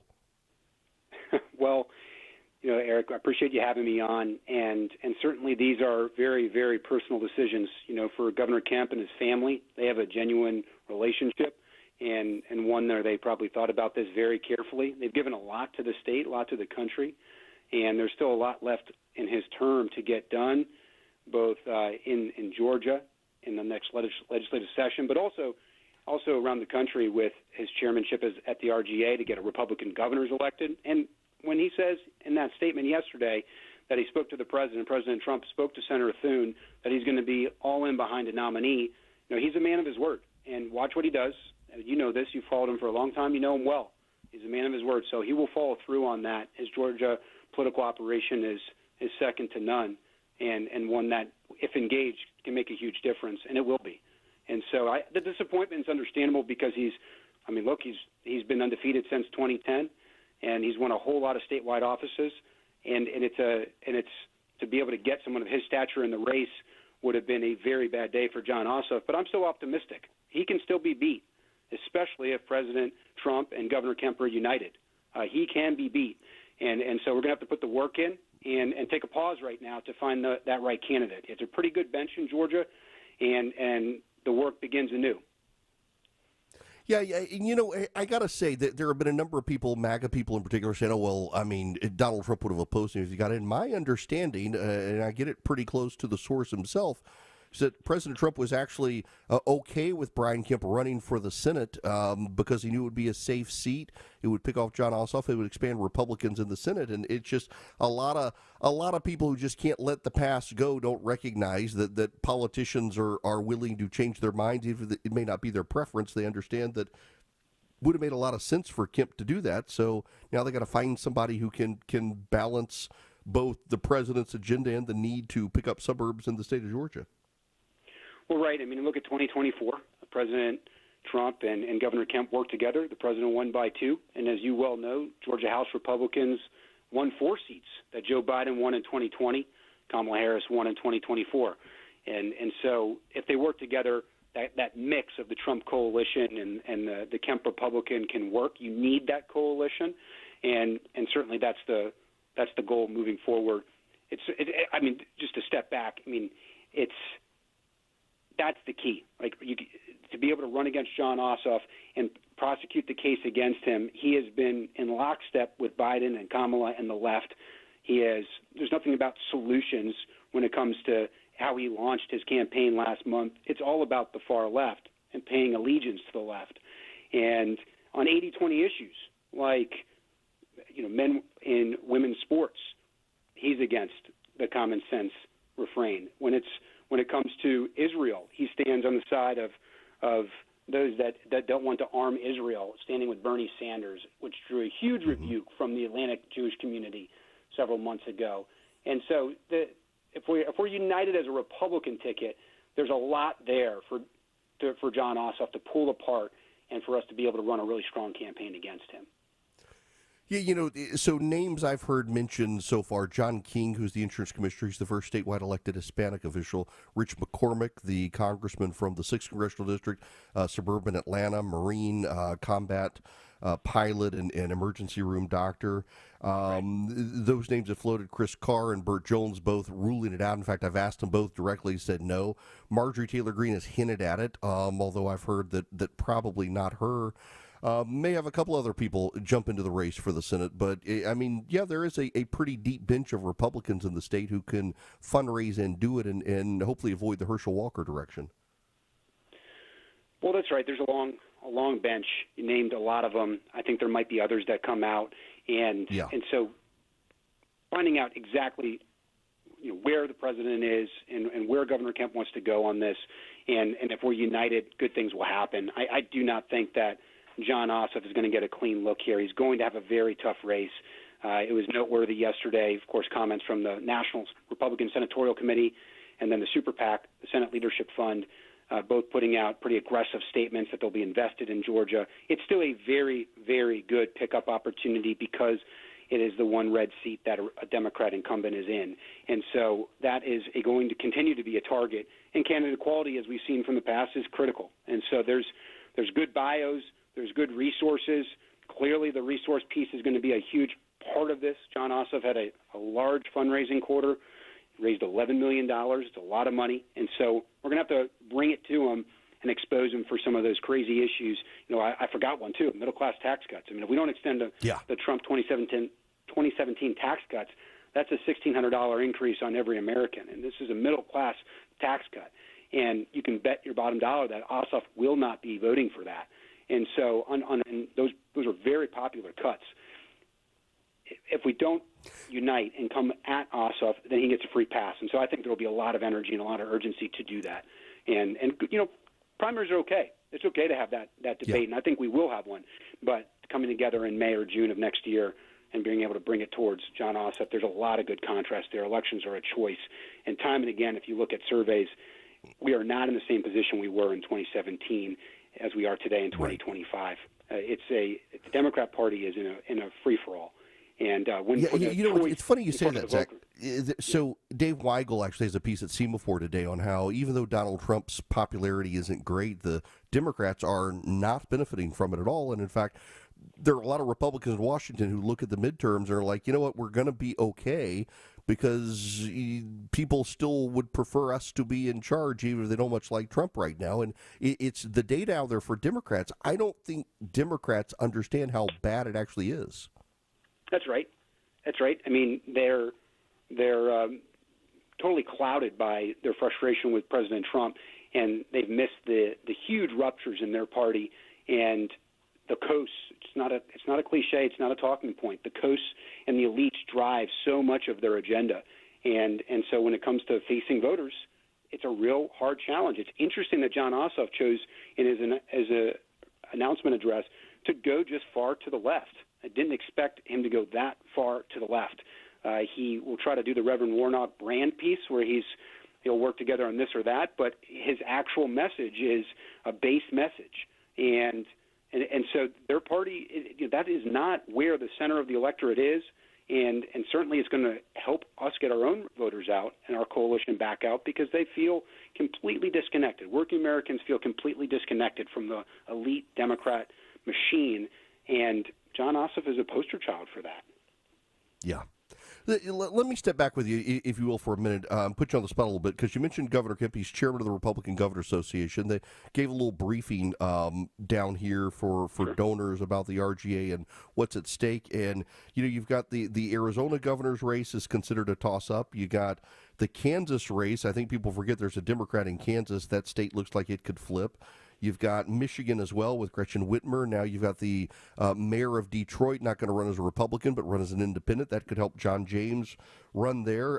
You've actually got some, right now I think on the ballot it's 27 Republicans, 21 Democrats, and 2 toss-ups is the way I think Cook or Political Index listed. But the Republicans actually have an opportunity, even in midterms, to put some good points on the board in swing states like Arizona and Michigan. Well, Arizona moved dramatically towards the president from 2020 to 2024. Real opportunity there. You listed a lot of great states. I'd even go to the House battleground. 13 House Democrats in seats that President Trump won. Battleground survey showed that we have an R+2 advantage there today. And, these are snapshots. Polls are snapshots, but it simply is not in the same dynamic as it was in 2017. We have a real opportunity to beat the odds of a midterm in some of these battleground statewide and in some of the battleground U.S. House races to give it a real go. And I think if we put the work in, we get good candidates. Elections are choices, and we have an opportunity to do some really big things in Washington, D.C. that kind of starts to realize that mandate that was given to President Trump and to the GOP Congress. And so I think that needs to be the focus. And if we do that as Republicans, then we'll have something to sell to the electorate. And the choice next to the Democrat Party is one that still puts Kamala Harris would still lose to the president today, despite all the craziness that the left-wing talking heads want to say. She would still lose to President Trump today, and so there's still opportunity here, and we got to go seize it. I'm talking to Zach Rode, a national political strategist. Zach, I know you do a lot of work with Governor Youngkin and the Virginia Republicans. What's the lay of the land look like up there? I'm getting mixed reviews, a little bit of discouragement from the GOP just because the party that controls the White House tends to do poorly there in their off-year elections that they have. I mean, how do you see the landscape in Virginia? Well, Virginia is a state before Governor Glenn Youngkin came onto the scene in the end of 2020 into the 2021 gubernatorial cycle here that had moved pretty drastically to the left. And I like to say that Governor Youngkin made it a toss-up state, but it's still a left-of-center state, a bluish state that's very challenging to win statewide elections. The races were very close in 21. He won. In the midterms in 22, we picked up a U.S. House seat. It was an important battleground, important in flipping the majority. In 23, we came literally several thousand votes short of taking a trifecta in the state house. and then in 24 held on to that battleground seat and nearly flipped another. And so in terms of the electorate, also you have a large win by Joe Biden in 2020 in Virginia that was cut in half in 2024 by President Trump. So more competitive, but still a very challenging state. And so really the ticket here in Virginia is set, and you got to put the work in. Got to stay united. Got to work towards November. There's a good contrast with Abigail Spanberger. She's been very clever, like the Reverend in Georgia, on having a brand that's detached from what their actual positions are. And Spanberger is a very far left Nancy Pelosi Democrat that has a good brand. And so if we bring the fight to her, then the race can tighten. But these are always challenging elections in Virginia because of the trajectory of where the state has gone. And I think Glenn Youngkin deserves a lot of credit for bringing it back into the fold to be closer to a toss-up status. But it's still a challenge. Has he gotten any taller since the last time I saw him? I mean, when you're 6'6", 6'7", you shouldn't be wearing boots. That's a personal gripe with Governor Youngkin. Yeah. But, he's a strong leader, and I think the height even only adds to it. Yeah, well, look, Zach, I appreciate you taking some time out of your day to run through these races with me. And, yeah, hopefully we'll get a great candidate here in Georgia to take on Ossoff, who is imminently beatable. I agree. If we're united, we can get it done in Georgia, and that should be the message, and that should be what everyone's rallying towards. So I appreciate you, Eric. Absolutely. Zach Rode, a political strategist. He's worked with Kemp. He's worked with Youngkin. He's worked with a lot of Republicans around the country. Great guy. Happy to have him on to go through the map with me. Now, I got to tell you about Old Glory Bank because I'm happy to have them as my bank, and you will be too. If you go to oldglorybank.com today, you can get an account with Old Glory Bank. They do checking. They do savings. I've got a no-fee checking, no-fee savings account. They've got higher-end accounts. They give you a few more amenities than I've got, but I've got great ones. The online budgeting tools, the bill pay tools, everything, they're fantastic. You can do mortgages. You can do home equity lines of credit. You can do car loans. You can do CDs. They're a fully functioning bank, and unlike most online banks, you can even deposit cash at Old Glory Bank. And if you're a business, it's a great opportunity to you to improve your business with Old Glory Bank. They're by conservatives. They're for conservatives. They are against the debanking trends, and they're very hands-on with their business clients as well. OldGloryBank.com is the website. You can fill out your account there online. That's how I got my account about 2 years ago now. I've been a customer of theirs for 2 years. I've been very, very, very pleased with Old Glory Bank. I actually asked them to become an advertiser because I wanted to tell the world about Old Glory Bank. And, they pay me as an advertiser, which I'm glad to do. But, I was talking about them before they even paid me because I really do believe in them. They're a great bank, and they'll be a great bank for you. They'll be a great bank for your kids. OldGloryBank.com. OldGloryBank.com. Member FDIC. Equal housing lender. Terms and conditions apply. When the truth seems hazy, Eric will clear the way. It's the Eric Erickson Show. 150 Coolray Carrier WSB 24-hour traffic center. Heads up downtown, yet another crash just moved off to the right, 75-85 southbound right at North Avenue, exit 249, keeping you on the brakes on 85 south back below Georgia 400. And right lane construction continues on the West Freeway, 20 westbound Fulton Industrial Boulevard, exit 49. Traffic brought to you by Georgia Commute Options. With Georgia Commute Options, you can get more out of every mile, earn prizes, gift cards, and other cool deals when you switch from driving alone to a cleaner trip. More at mygco.com. Alex Williams, 95.5 WSB. I'm Chris Chandler. When you join us Wednesday starting at 5 for Atlanta's Morning News, there is rain in the forecast. We'll have triple team traffic reports to get you to work or school on time. We'll start watching the Vatican chimney, what to expect as the conclave gets underway, what to do if you have not gotten your real ID to fly before the Wednesday deadline, plus why Clark Howard thinks lower gas prices are on the way again soon. We'll get you ready for the day ahead on Atlanta's Morning News on WSB.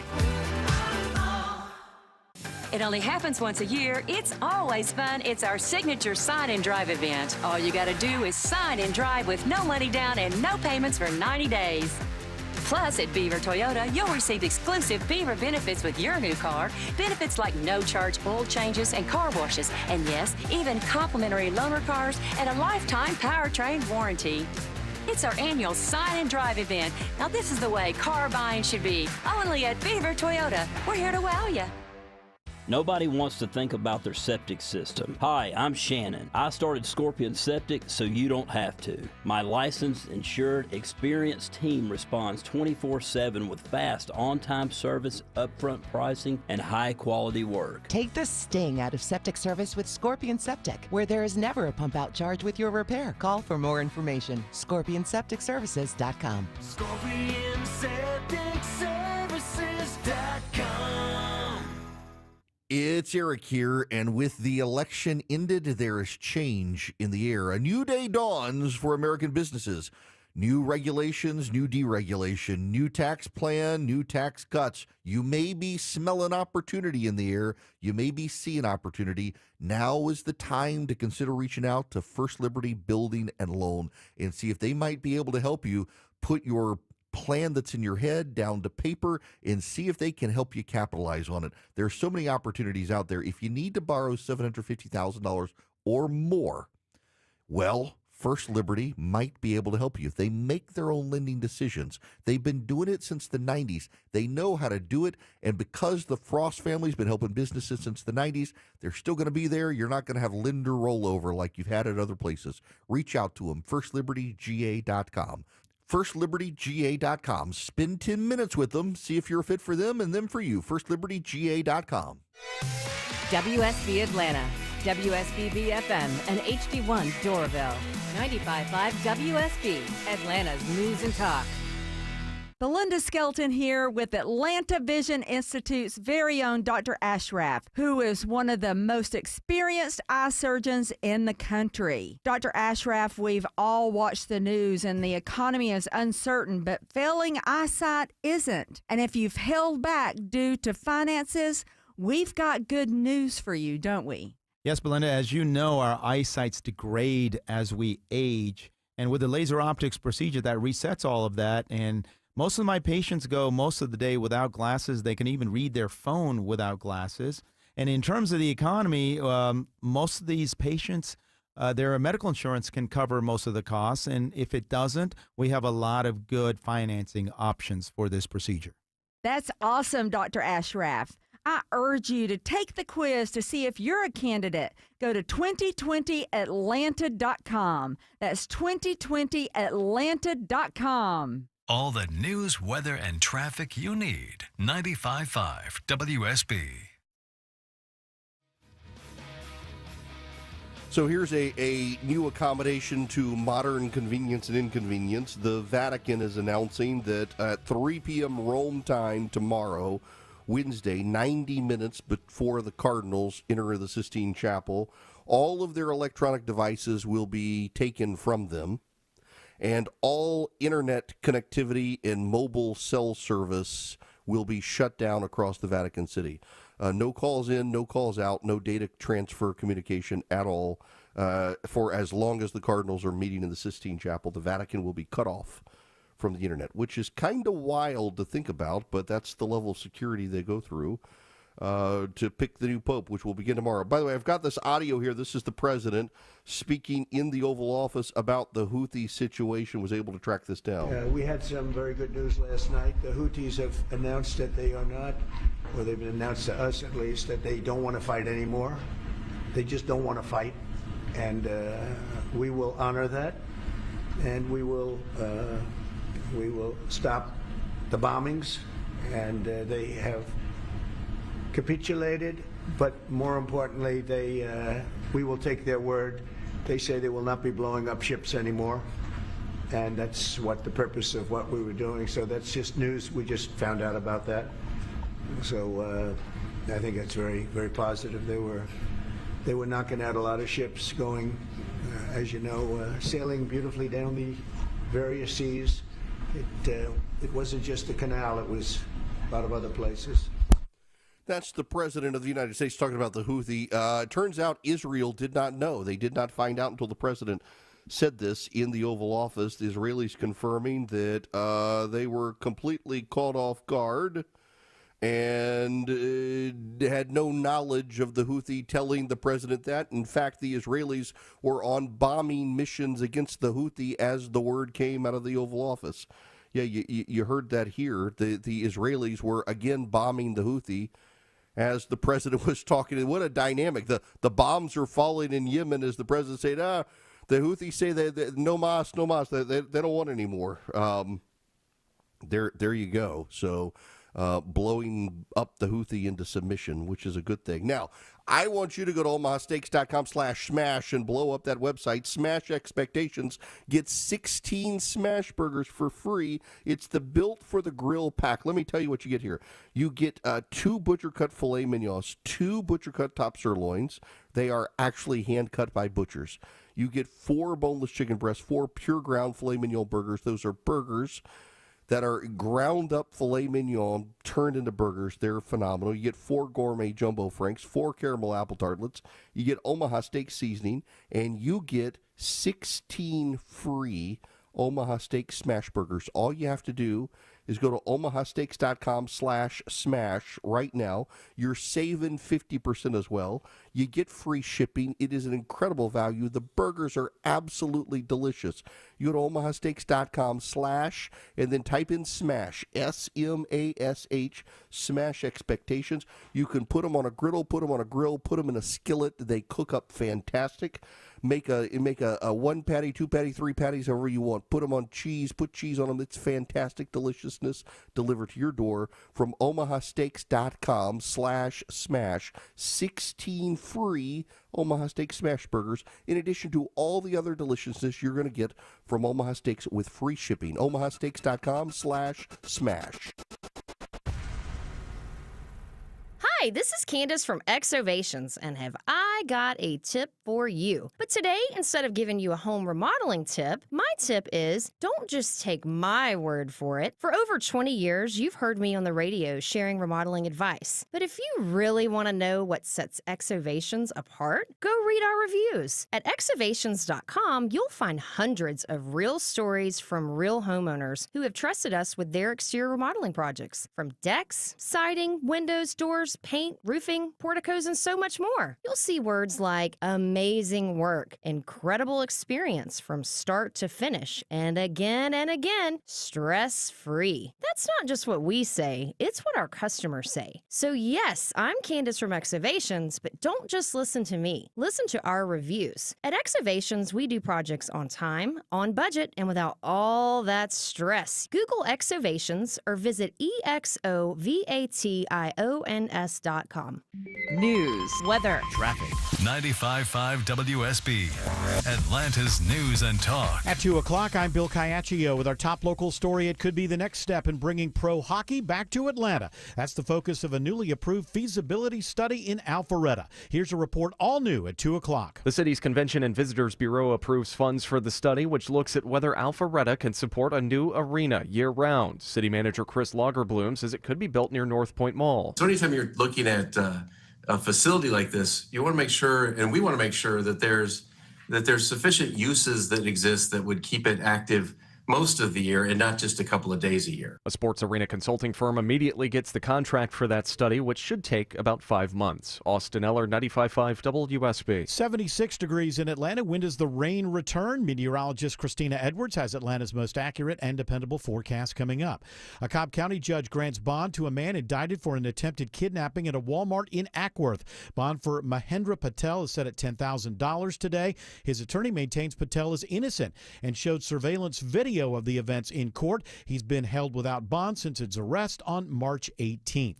There could be a plea deal in the case of accused Appalachia High School shooter Colt Gray. After a hearing in Barrow County today, the father of shooting victim Ricky Aspinwall tells Channel 2 Action News the court must set an example in this case. Public needs to see this through all the way. Period. The accused teen shooter faces over 50 charges in connection with the shooting that killed 2 students and 2 teachers.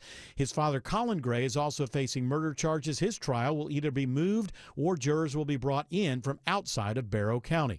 17 accused sex traffickers in the Henry County area are arrested in Operation Burn Notice. It follows a multi-agency undercover operation involving the GBI, Henry County Sheriff's Office, and Homeland Security. GBI Special Agent in charge, Anita Ivey, says the sting had been in the planning stages for a while. It did span over a couple months, but the actual operation took a couple of days. Those arrested range in age from 17 to 59. They're accused of traveling from areas around Henry County with the intent to either buy sex or engaged in commercial sex activity.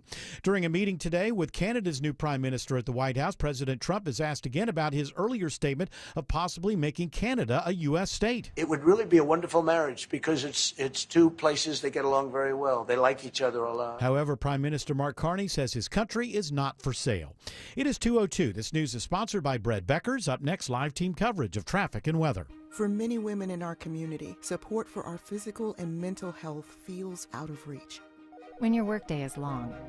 And your budget is tight. And your village is busy. And the road between home and help is a 6-lane highway with no crosswalk. Northside Hospital believes women deserve better. Northside is rolling up our sleeves and getting to work. We got your house call. Heard. Learn more at northside.com/heard. Hey homeowners, it's Eric Erickson here. Do your windows and doors stick? Are you noticing cracks in the drywall or the brickwork? You might have a big problem. Serious issues need the serious experts at Engineered Solutions of Georgia. Their skills are unmatched, as are their foundation solutions. When these guys repair a problem, it's the last time you'll have to worry about it. Done once, done right. Start today with a free inspection. Go to ESOGrepair.com. That's ESOGrepair.com. Dial 678 ESOG now. Comcast Business is celebrating Small Business Month by giving you a $1,000 small business bonus when you switch to a qualifying gig speed package from the company with over 99.99% network reliability. Just imagine the thousands of possibilities of a $1,000 prepaid card. Like possibility number 1, company merch for staff. Styling. Or possibility number 24, the latest software. Upgrade. Or possibility number 192, new equipment powered by gig speeds. Or possibility number 555, a 3D printer. Rapid prototyping, anyone? Switch to Comcast Business for over 99.99% network reliability, advanced cybersecurity, and now get started with a $1,000 small business bonus. Comcast Business, powering possibilities. In 6/22/25, new customers only with 2-year agreement. Other restrictions apply. Dave Baker here. If the temperature inside your house doesn't fit with the temperature outside your house, you need to call Coolray Heating and Cooling. In May, you can get your HVAC system tuned up for only $79, or you can get up to $2,250 in rebates with the purchase of a complete Carrier comfort system, plus get free attic insulation. For comfort that lasts all year, visit Coolray.com to schedule your appointment today. Coolray and Carrier. Turn to the experts. It is 2:05, time for live team coverage of traffic and weather. In the 24-hour traffic center, it's Alex Williams. Still seeing the crews in that right lane on the West Freeway with that construction. 20 westbound just past Fulton Industrial Boulevard, exit 49. 316 east and westbound, pretty slow between Lawrenceville and Decula. You got left lane construction, 316 westbound at High Hope, and right lane construction, 316 eastbound in the same area. Also looks like a work zone up in Forsyth County, causing a bit of a slow zone. 400 northbound approaching Highway 141 Peachtree Parkway, exit 13. Alex Williams, 95.5 WSB. I'm WSB meteorologist Christina Edwards. Partly cloudy today, high 77, lows tonight in the upper 50s. Tomorrow, mostly cloudy with off and on rain showers, staying cool, high near 70. Thursday, scattered rain showers and thunderstorms, high 78. 71 in Woodstock, 77 in Conyers, and 75 in East Point. More news at 2:30, breaking news when it happens. I'm Bill Caiaccio, 95.5 WSB. It's the WSB 5K a day bonus blitz. This hour's keyword is PAYS. PAYS. Go to the WSB Radio app or WSBRadio.com/cash for your chance to win. Again, that keyword is PAYS. PAYS. Join me live at 3 for the Von Hessler Doctrine, and I'll have your next keyword and chance to win at 5.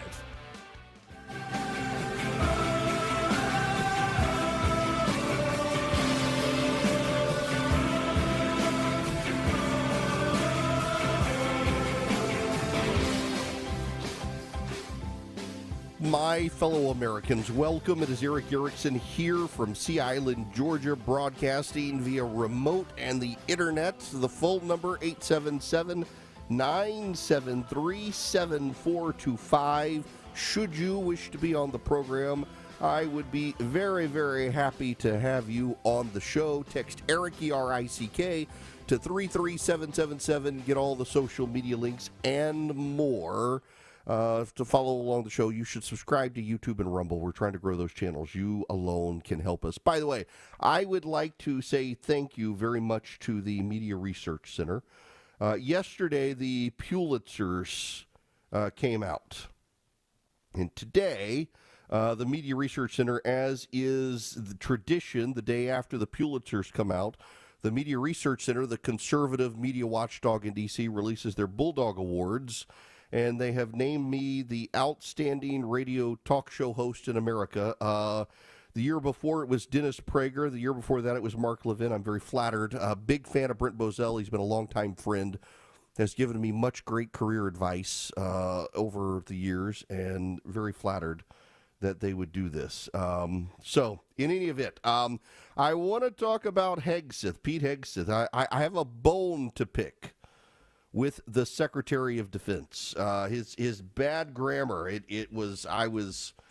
I'm being somewhat flippant, but at the same time, the Secretary of Defense released a video, and he says the introducing the less generals, more GIs policy. As a student of the English language, it's to be fewer generals, more GIs policy. This is the Secretary of We're back with more DOD reforms. This one is General and Flag Officer Reductions. That's the official title. My title is Less Generals, More GIs. It's a historic one, and it's in keeping with President Trump's commitment to achieving peace through strength. We're going to shift resources from bloated headquarters elements to our warfighters. Let's take a bit of a trip down memory lane. In history, when we were fighting across the globe during World War II, we had a force that was 12 million strong. For that 12 million man element, we had 17 4- and 5-star generals. Today, we have 2.1 million service members with 44 4-star and flag officers. So it used to be a ratio of 1 general to 6,000 troops. Today, it's 1 general to 1,400. More generals and admirals does not equal more success. Now, this is not a slash and burn exercise meant to punish high-ranking officers. Nothing could be further from the truth. This has been a deliberative process, working with the Joint Chiefs of Staff with one goal: maximizing strategic readiness and operational effectiveness by making prudent reductions in the general and flag officer ranks. So there's 2 phases here. Phase 1, we're looking at our current service structure. And in phase 2, it's a strategic review of the Unified Command Plan. Now, this is going to be, we think, the most comprehensive review since the Goldwater-Nichols Defense Reorganization Act of 1986. That was a generational change in combat command structures, planning, training, geographic areas of responsibility, mission, and operational responsibilities. So, as I said, it's going to happen in 2 phases. The result of phase 1 is a minimum of 20% reduction of 4-star and flag officers for active duty elements, and a minimum of 20% reduction of general and flag officers in the National Guard Bureau. Phase 2 will produce a minimum of an additional 10% reduction of overall general and flag officers throughout the DoD, in conjunction with a realignment of the Unified Command Plan. That's Secretary of Defense Pete Hegseth talking. So minimum 20% cut to the number of 4-star positions across the military's active component, and the same for general officers in the National Guard to cut redundant force structure to optimize and streamline leadership. In the memo, an additional minimum 10% reduction in general and flag officers would be required in the second phase. It comes after the president fired Joint Chiefs of Staff Chair Charles C.Q. Brown Jr. and other top military leaders in February. Now, I got to say again, it's the fewer generals, more GIs, not less, but he said less. Going to shift resources from bloated headquarters elements to our warfighters, he says. I will tell you that I have talked to a number of people within not just the military, but the outside military industrial complex, you can say. And they're all kind of in agreement with this. There are always the fear scenario people. Jack Reed is the top Democrat on the Senate Armed Services Committee. He's from Rhode Island. In his statement, he says, I've always advocated for efficiency of the Department of Defense But tough personnel decisions should be based on facts and analysis, not arbitrary percentages. Eliminating the positions of many of our most skilled and experienced officers without sound justification would not create efficiency in the military. It could cripple it. I actually don't think this is going to be arbitrary. I think, of course, Jack Reed is going to say something critical of it because he's a Democrat. He doesn't like Hegseth, didn't think Hegseth should be there. But, you know, the people on the outside that I talked to and people on the inside say there are real inefficiencies from having that much bureaucracy and blow to the top. You got a lot of generals and admirals who really aren't doing that much. They got to be catered to. They got to be taken care of. They got to fill the void. But what we're finding is that a number of those generals and admirals at the upper levels, they don't really serve necessary purposes anymore within the military. And they're just making a more expansive bureaucracy. They're filling office jobs. And we need more people, boots on the ground. We've got to give greater efficiencies to the military. One of the examples that was given to me yesterday, talking to someone, was this is, you know, the Marines have gone to Congress now. And the Marines have said, look, we want to take $200 million that Congress has appropriated. We don't want to lose the $200 million.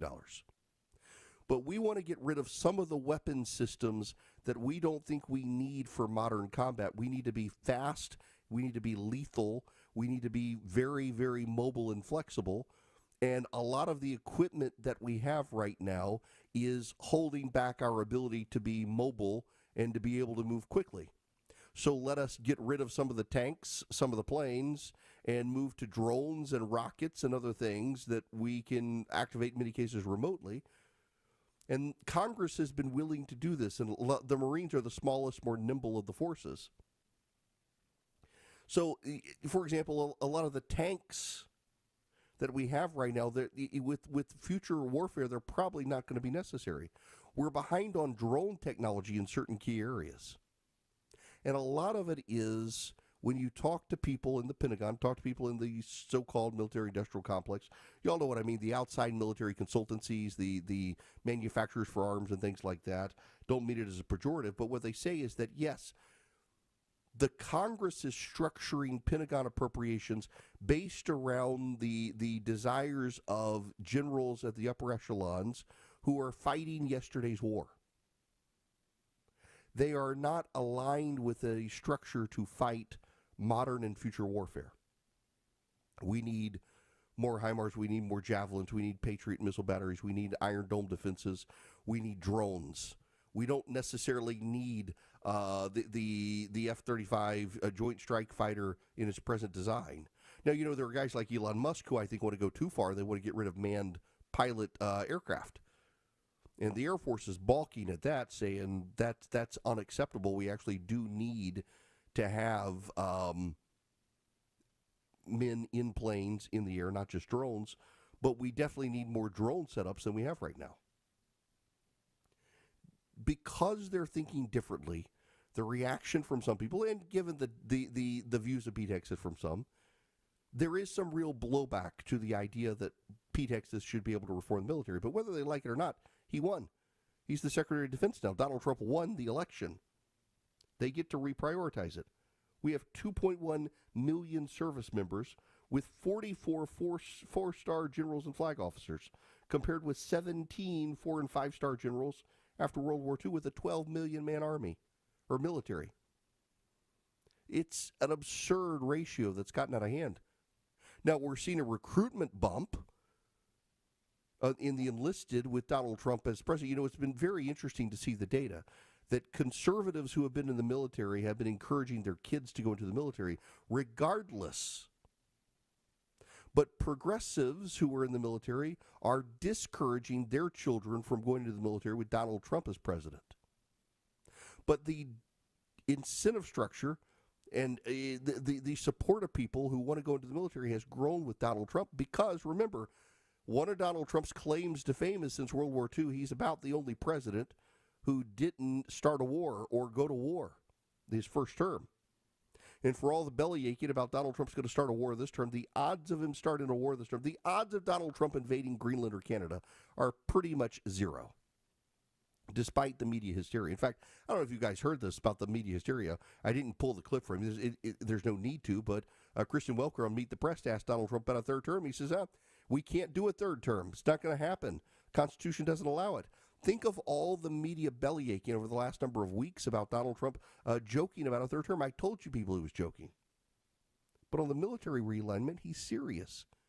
And it's not a bad thing. We have built weapon systems. Think about the M1, the Abrams tank. We allowed the Ukrainians to get the tanks. You know what happened? They sank in the mud. A tank got stuck in the mud on the battlefield in Ukraine because they were too heavy for that. We've got to reprioritize missions. And you know what's coming is it's going to be cyber warfare with China. The extent to which the Chinese have invaded our digital telecom infrastructure it would blow your mind. In fact, I was talking to a senator on the Intelligence Committee the other day who says he can't talk about just how bad it is other than to say it is very, very bad and we don't know how to get them out of it.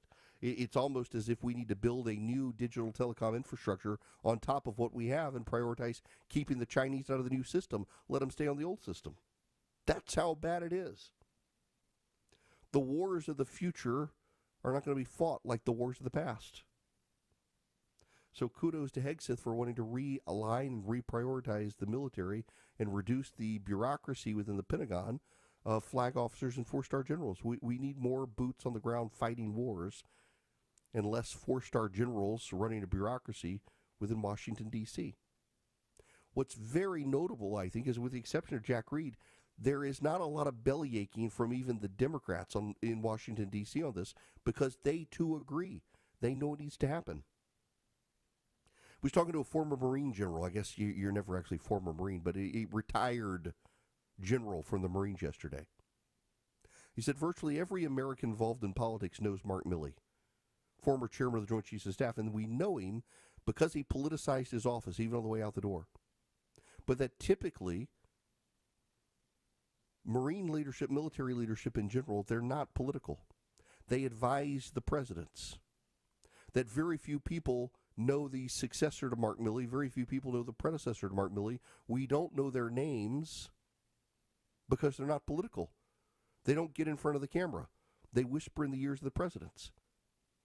Pete Hegseth noted he has consulted with the Joint Chiefs of Staff on this plan. There is a level of agreement that the Pentagon bureaucracy needs to be reformed, including within the ranks of the officer corps. We need more people prepared to fight and less guiding the bureaucracy because so many of those people are fighting the old fight, not the future fight. So this is a good plan, and I would just point out again, with the exception of Jack Reed and a few skeptical comments from some Democrats in D.C., you're not seeing massive outrage in this from Washington bureaucrats or from Washington Democrats because they privately know this needs to happen too. Follow Eric on X, Instagram, Facebook, YouTube, and Rumble. Search EW Erickson. 220 Cool Ray Carrier, WSB 24-hour traffic center. Seeing some volume pick up on the east side inner loop, 285 east and southbound, leaving Peachtree Boulevard in Doraville, trying to make your way past I-85 Spaghetti Junction. Right lane construction continues, 20 westbound, past Fulton Industrial Boulevard, exit 49, a few brake lights there. Traffic brought to you by Ameris Bank. At Ameris Bank, they believe in your business, and they see it as their business to help you succeed. Learn more at amerisbank.com. Ameris Bank, fiercely yours, member FDIC, equal housing lender. Alex Williams, 95.5 WSB. It's the WSB 5K a day bonus blitz. This hour's keyword is pays. P-A-Y-S. Go to the WSB Radio app or WSBradio.com/cash for your chance to win. Again, that keyword is pays. P-A-Y-S. Join me live at 3 for the Von Haessler Doctrine, and I'll have your next keyword and chance to win at 5. I'm here with Chris Hoffman, the founder of Hoffman Financial Group and host of Money Unleashed. Chris, with all the things we're reading, seeing, and living through these days, from rate cuts, election season, and now a new administration, now seems like a great time to make sure we have that comprehensive plan in place. You know, the one that covers all our financial bases. There are occasions throughout the year where I feel like it's critical for people to engage their financial lives and get the information that they deserve from a financial advisory team. And this is one of those times, to be quite frank. So we ask that you call us if you have a minimum of $500,000 in your full portfolio. But we're going to do away with that minimum so that those folks can have an equal opportunity to understand what's in their portfolio as well. Now, you have to have some money, right? I can't help you to build your wealth at work, right? But I sure can help, I believe, with your 401k, IRA management. There's probably 2 or 3 things that'll surprise you that you may want to take action on. So the next 10 people that call in will work up either a portfolio x-ray, or if you feel like you need a full retirement plan, go to unleashyourmoney.com, click on Portfolio X-ray, or click on Full Retirement Plan. We think you'll be impressed enough, and we want you to become a client. There's no question about it. We believe that we are a very competent fiduciary advisory team, and we want to offer that to our listeners. Let Hoffman Financial Group actually show you how we perform, and I believe we perform at the pinnacle of this industry. Call the Hoffman Financial Group at 404-737-3858, 404-737-3858, or online at unleashyourmoney.com. Investment advisory services offered through Brookstone Wealth Advisors, a registered investment advisor. Insurance and annuities offered through Hoffman Financial Group Incorporated, Georgia Insurance License number 163546. Hey, remember that crack in the concrete by your pool, the one everyone keeps tripping on? It's still there. AquaGuard Foundation Solutions can fix that. Just schedule a free inspection at aquaguard.net and a team of experts will stop by to help you out. Remember the name. AquaGuard. This is Scott Slade. Nothing takes the place of time when it comes to spotting problems with your health, especially cancer. The earlier, the better. Like me. My doctor saw one lab work number that led to a diagnosis early enough, so I still had options. That's where virtual imaging comes in. They've got the best CT imaging in the Southeast with 98% accuracy and low radiation. Virtual Imaging's LD CT whole body scan can be invaluable, giving you time and options for early treatment. They can detect tumors as early as precancerous virtually anywhere in your body, and aneurysms you may not even know are there. For a limited time, Virtual Imaging is offering their LDCT body scan for only $995 per scan. That's a $2,495 value. Now, appointments must be scheduled in May. There are a limited number of scans available at this price, so a few minimum requirements may apply. Don't put this off. I've done it. Call 404-678-SCAN. That's 404-678-SCAN.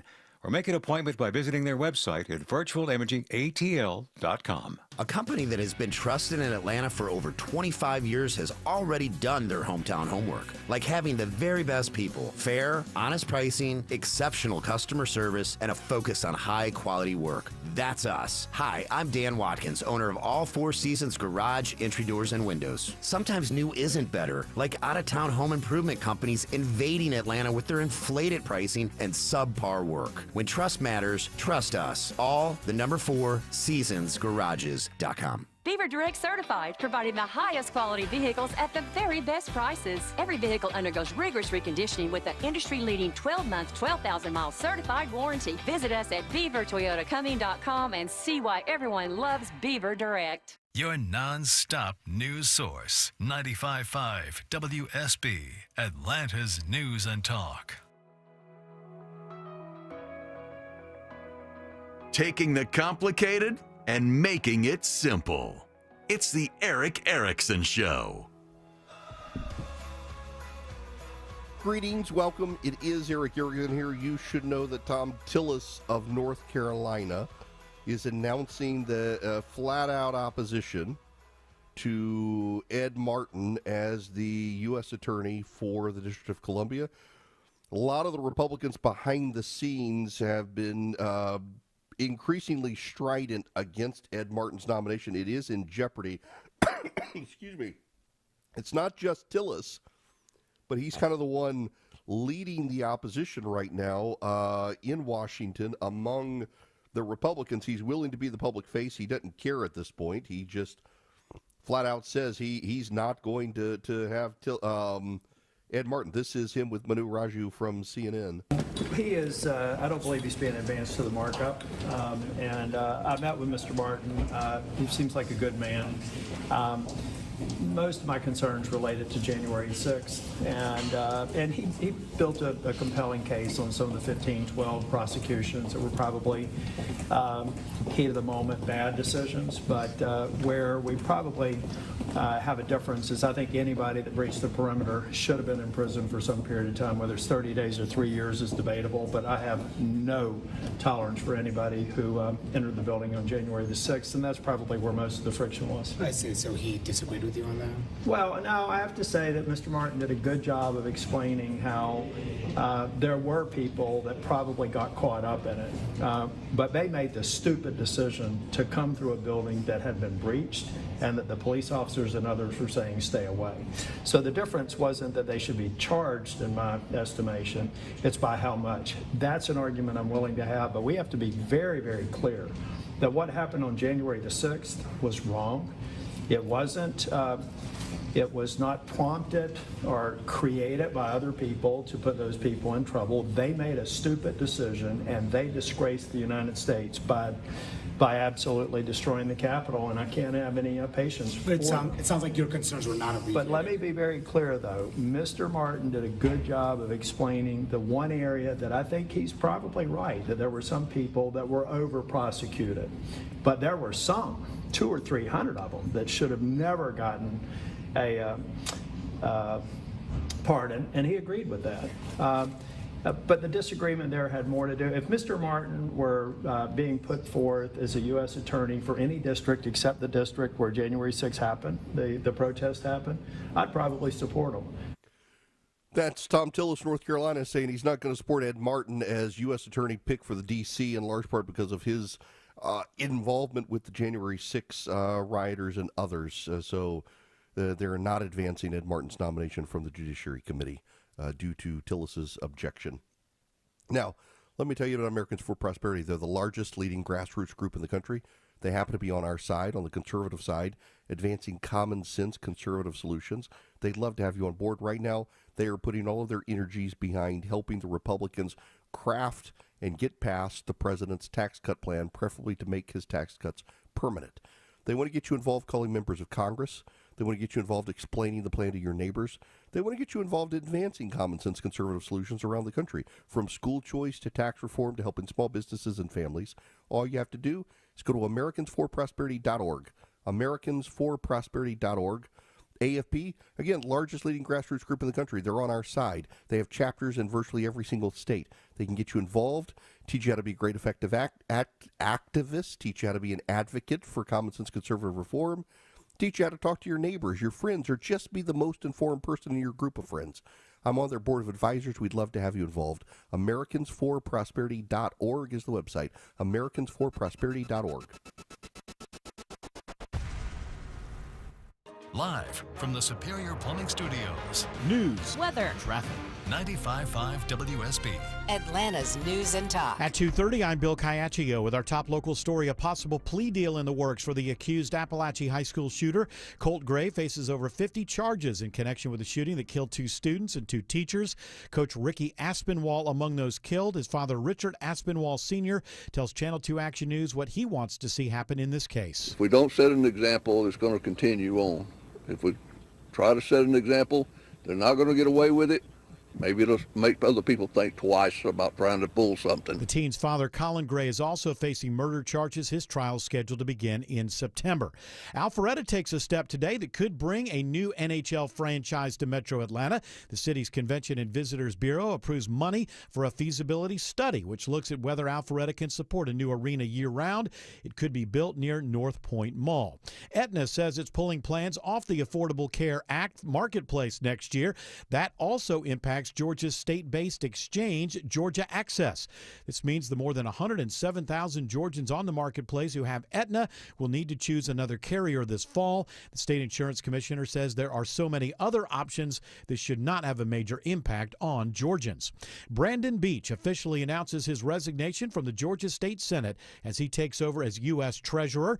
At the time of his appointment in March, Beach noted the history he's making by taking the job. Since 1775, that office has been in existence, and I'm the first Georgian to serve as Treasurer of the United States. The Alpharetta Republicans served for 13 years in the state Senate. It is now 2:32, and this news is sponsored by FGA Roofing. Why are more and more homeowners choosing Rhino Shield over traditional paint? That's easy because paint contains 60 to 70% of water, and your home needs to be painted every few years because it offers little to no protection for your home. Rhino Shield is not paint. We've been protecting homes across Georgia for over 20 years. Rhino Shield is made up of 79% solids and will protect your home from Mother Nature and could even make your home more energy efficient. And it's made right here in the United States. Protect your home with Rhino Shield. Go to rhinoshieldga.com. City of Hope, a place where seemingly impossible blood cancers become treatable, curable.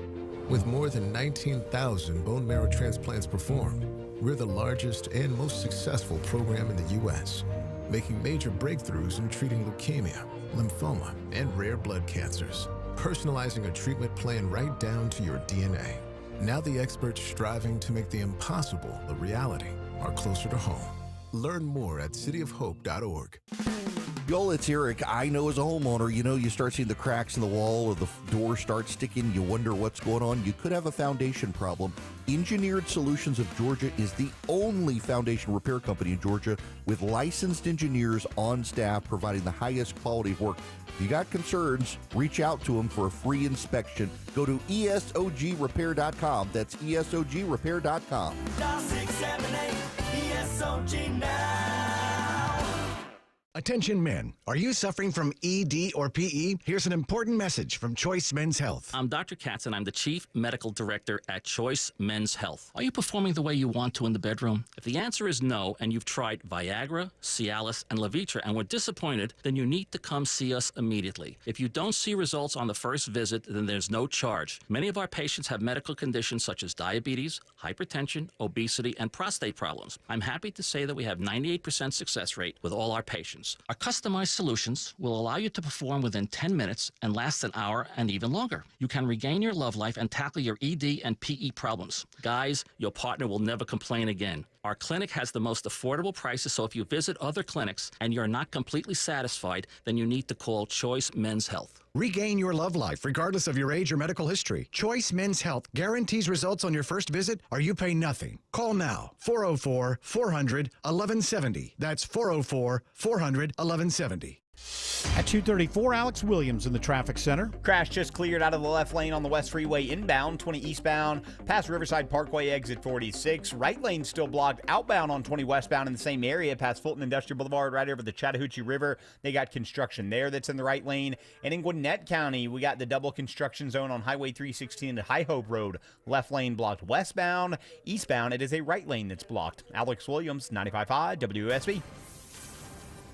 I'm WSB meteorologist Christina Edwards. A mix of sun and clouds today, high 77. Right now, 75 in Fairburn, 74 in Sugar Hill, and 75 in Dallas. More news at 3 o'clock. Breaking news when it happens. I'm Bill Caiaccio, 95.5 WSB.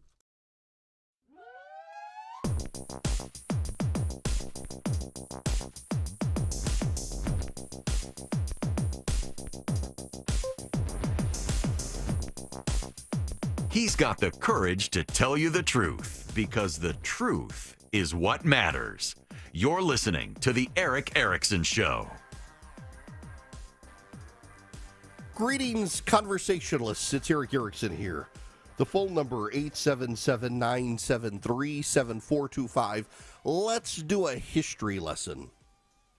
Thousands and thousands and thousands of years ago, there's a man named Abram who, according to the scriptures of Christians, Jews, and Muslims, was given the land of Canaan by God to start his family. He had 12 sons, and they had 12 tribes, and they began the tribes of Israel.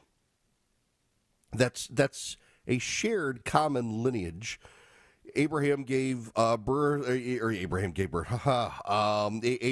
concubine gave birth to Ishmael. His wife Sarah gave birth to Isaac and Ishmael. God carried Ishmael off, and the Arab tribes in Islam derived from Ishmael, and the Jews from Isaac. The Jews set up shop and on the land they called Israel, became a kingdom. David was their first king. Solomon their second king. Under the third king, Solomon's son, he listened to the young men, not the old men, and he forced a split in the kingdom between the north and the south. The south became Judah, the north became Israel, Samaria, not Sumeria. The Assyrians wiped out Israel, and the Babylonians wiped out Judah. And then under Xerxes, the Jews who had been sent into exile into Babylon were allowed at the rise of the Medes and the Persians to return and rebuild Jerusalem. Then Alexander the Great conquers the world. His kingdom is divided between four. The Ptolemies, I believe, are the ones. I can't remember. It wasn't the Ptolemies. Was it that take over Israel? Antiphanes, the terrible people. You've got the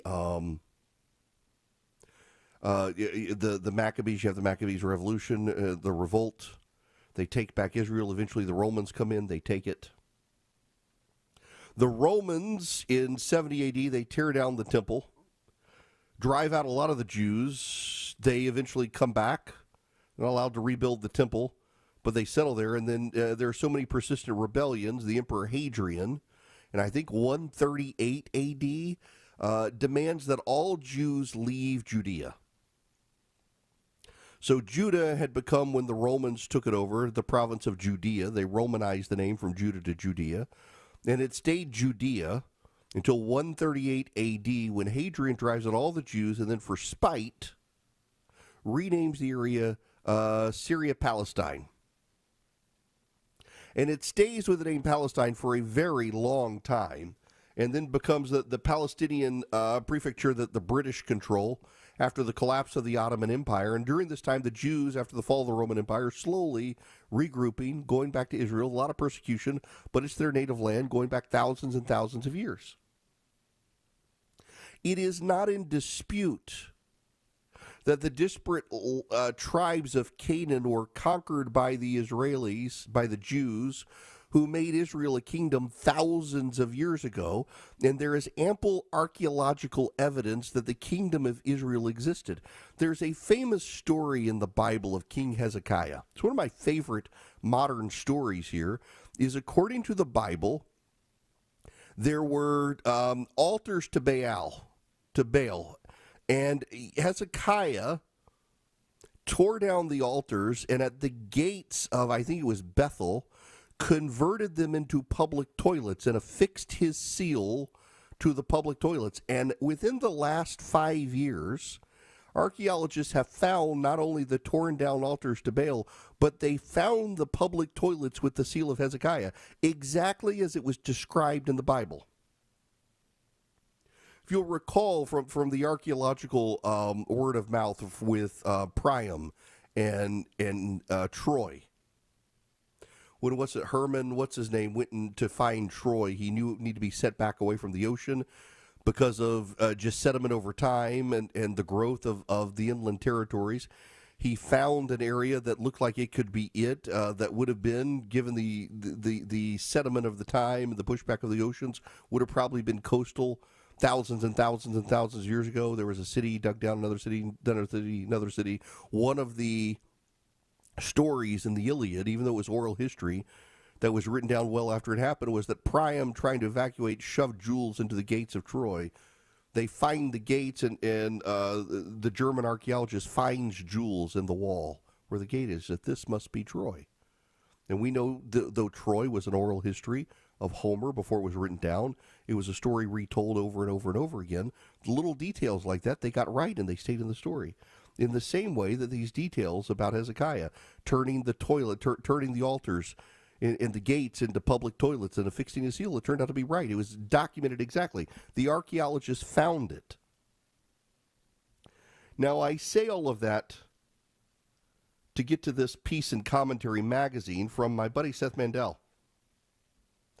There's a war on history so ruthless and pervasive that I should say up front that there is, believe it or not, a silver lining too, actually. But first, the bleak part. When it comes to Jewish historical sites in the Holy Land, even your most moderate academic seems to turn into ISIS, a destructive force seeking a new and permanent dark age.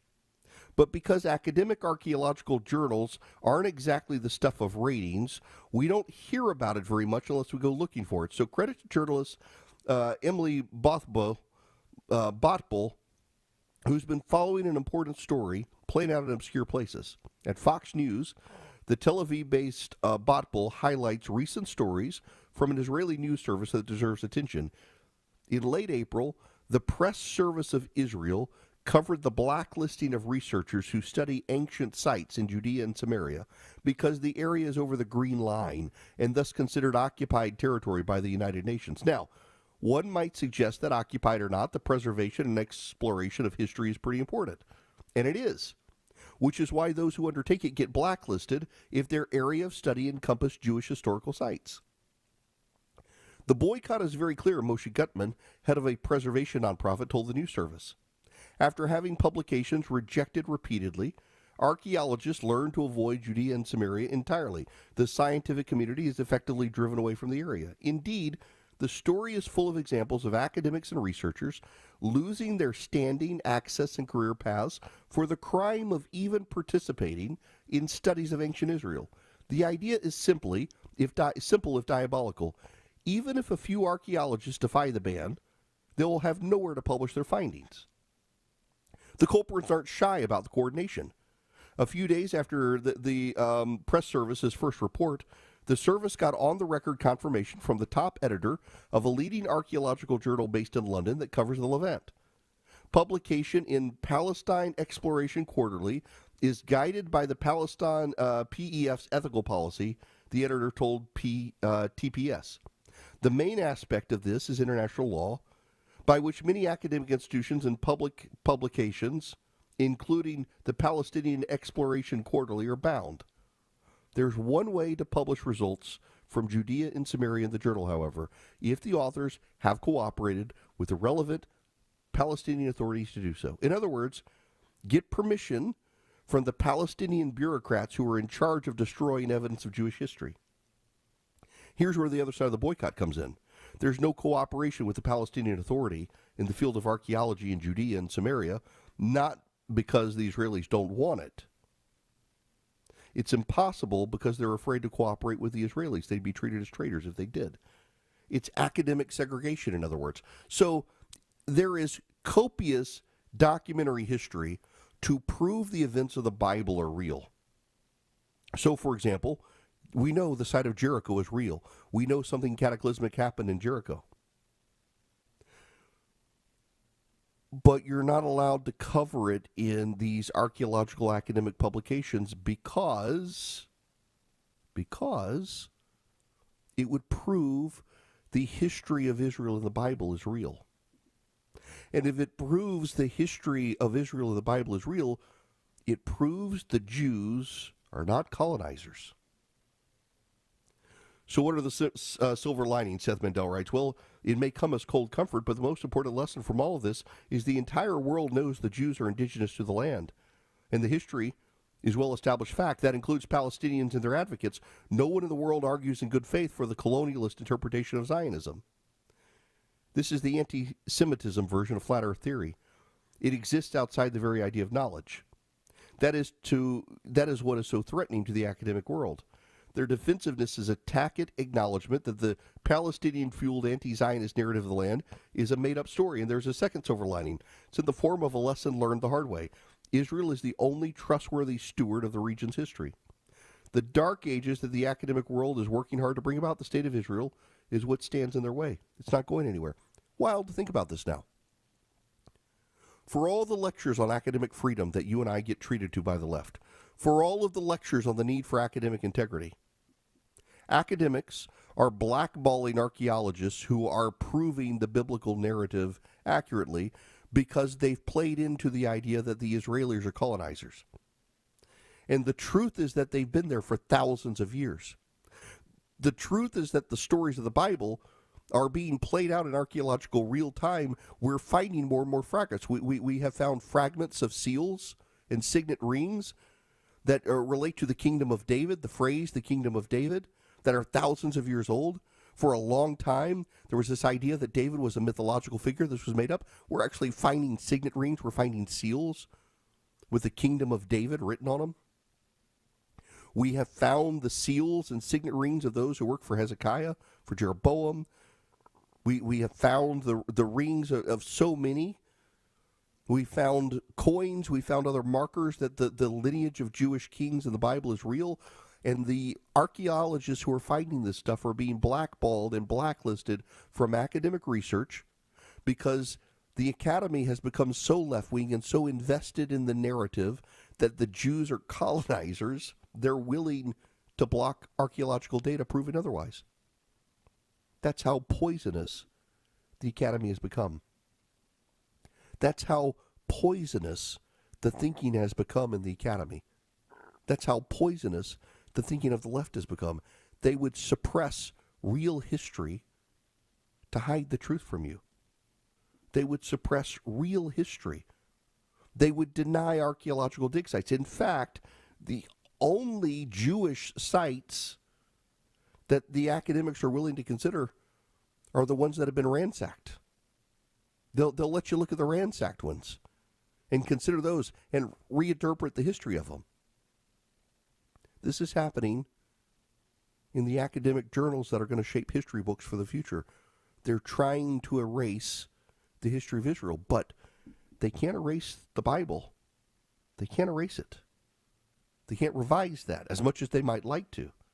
And that is their upending, because so much of that history is documented there, and the archaeologists today are digging where Scripture says to dig, and they're finding the things that Scripture says will be there. And so instead, what they've chosen to do is just not print the findings so that you're not allowed to know about them. That's what the political left is doing to suppress real history. They say history is on their side. The only way they're going to get it there is to suppress the truth. Keep that in mind the more you read about the archaeological findings of the Middle East. Now let me tell you about the Eden Pure Thunderstorm. You can get 3 of them. You can save $200. The Eden Pure Thunderstorm is an air purifier. It wipes out odors. It gets rid of 99.9% of bacteria and viruses. It gets rid of dust, pollen, pet dander. You get 3 of them. You save $200 by going to EdenPureDeals.com. EdenPureDeals.com. Eden like the Garden of Eden, pure as the driven snow. EdenPureDeals.com. The discount code is ERIC3, ERICK3 at EdenPureDeals.com. Get one for upstairs, one for downstairs, one for your basement, one for your travel bag, your RV, wherever you need them. I keep one in my travel bag. You can hold them in your hand. You can plug it up with a USB cord. You can plug it directly into the wall. I've used them in rental cars and hotel rooms. Not this hotel room. This is a pretty swanky hotel room, I might add. But given my head cold, I probably should be running just to kill the bacteria and viruses. Yes, I have a cold. I'll get over it. Get 3 of them. Save $200. The website again, EdenPureDeals.com. The discount code is ERIC3, ERICK3. EdenPureDeals.com. You'll get them for less than $200, and you'll save $200. EdenPureDeals.com. You're at the intersection of politics, news, culture, and current events. It's the Eric Erickson Show. 250 Cool Day Carrier, WSB 24-hour traffic center. Watching brake lights out of Buckhead into Midtown. 400 southbound slows right around Lennox Road. Jamming up on that ramp from 400 south to I-85 south with volume on and off into downtown from 17th Street down toward I-20. Crash on the West Freeway, 20 eastbound Riverside Parkway, or right around the Six Flags Parkway area where it ramps into 20 eastbound. They're in the right lane of that ramp. That's causing some 20 eastbound delays. Traffic brought to you by Discover. Discover wants everyone to feel special. That's why they double all the cash back you've earned on your credit card at the end of your first year with Cashback Match. See terms at discover.com/credit card. Alex Williams, 95.5 WSB. On air, Online, on the app, where you get your news, is where you'll win. Download the WSB radio app now and maybe win $1,000. Are you serious? The WSB 5K a day bonus blitz. 5 words, 5 times a day, every weekday. OMG! Oh my goodness! Just enter the word at WSBradio.com or on the WSB radio app. Your next chance to win is coming up at 5. The WSB 5K Day Bonus Blitz. On 95.5 WSB. WSB Atlanta. WSB-FM and HD1 Doraville. 95.5 WSB, Atlanta's News and Talk. This is Scott Slade. Nothing takes the place of time when it comes to spotting problems with your health, especially cancer. The earlier, the better. Like me.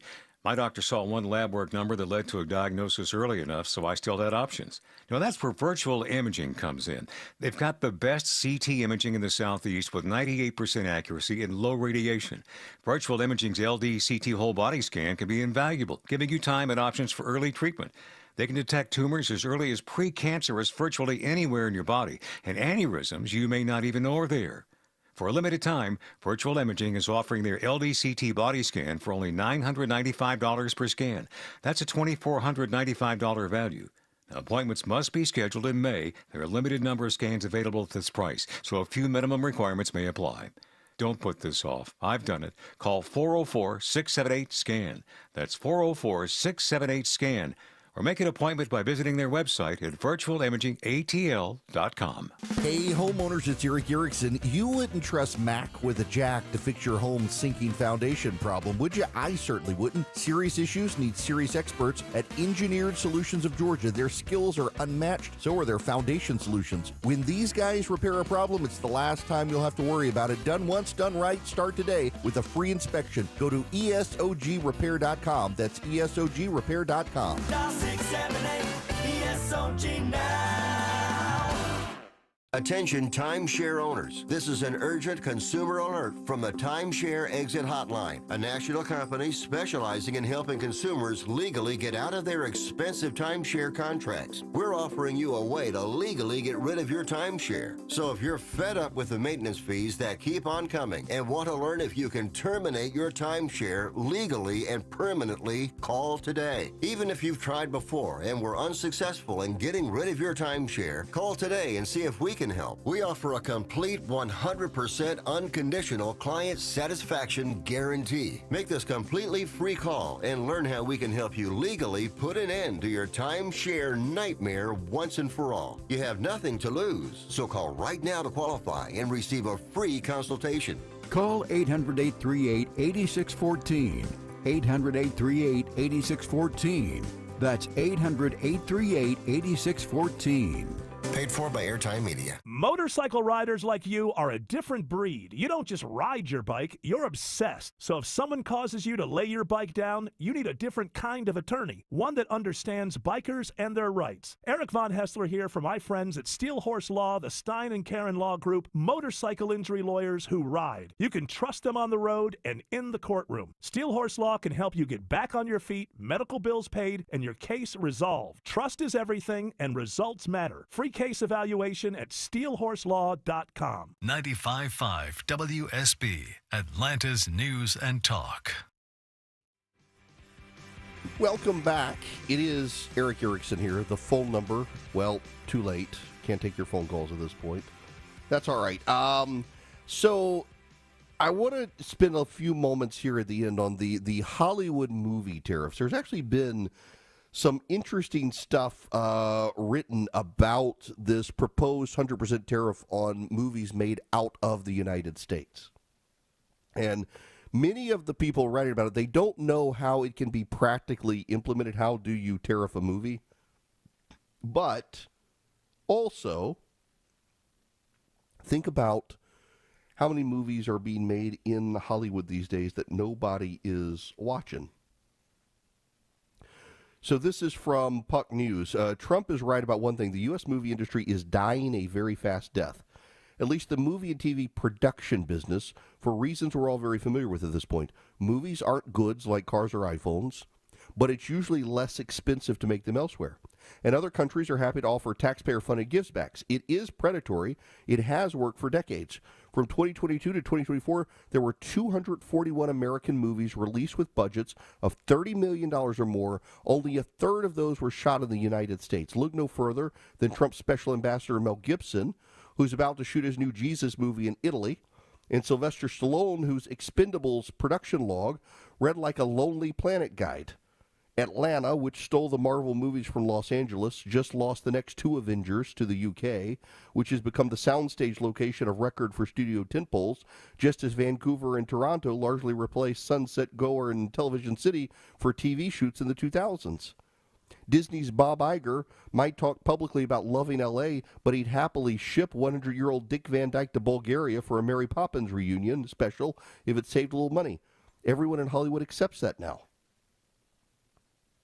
And a lot of those movies are being produced so cheaply abroad, there's actually not quality control. They're just throwing this stuff out there, seeing what sticks, seeing if it's good, and a lot of the stuff is garbage.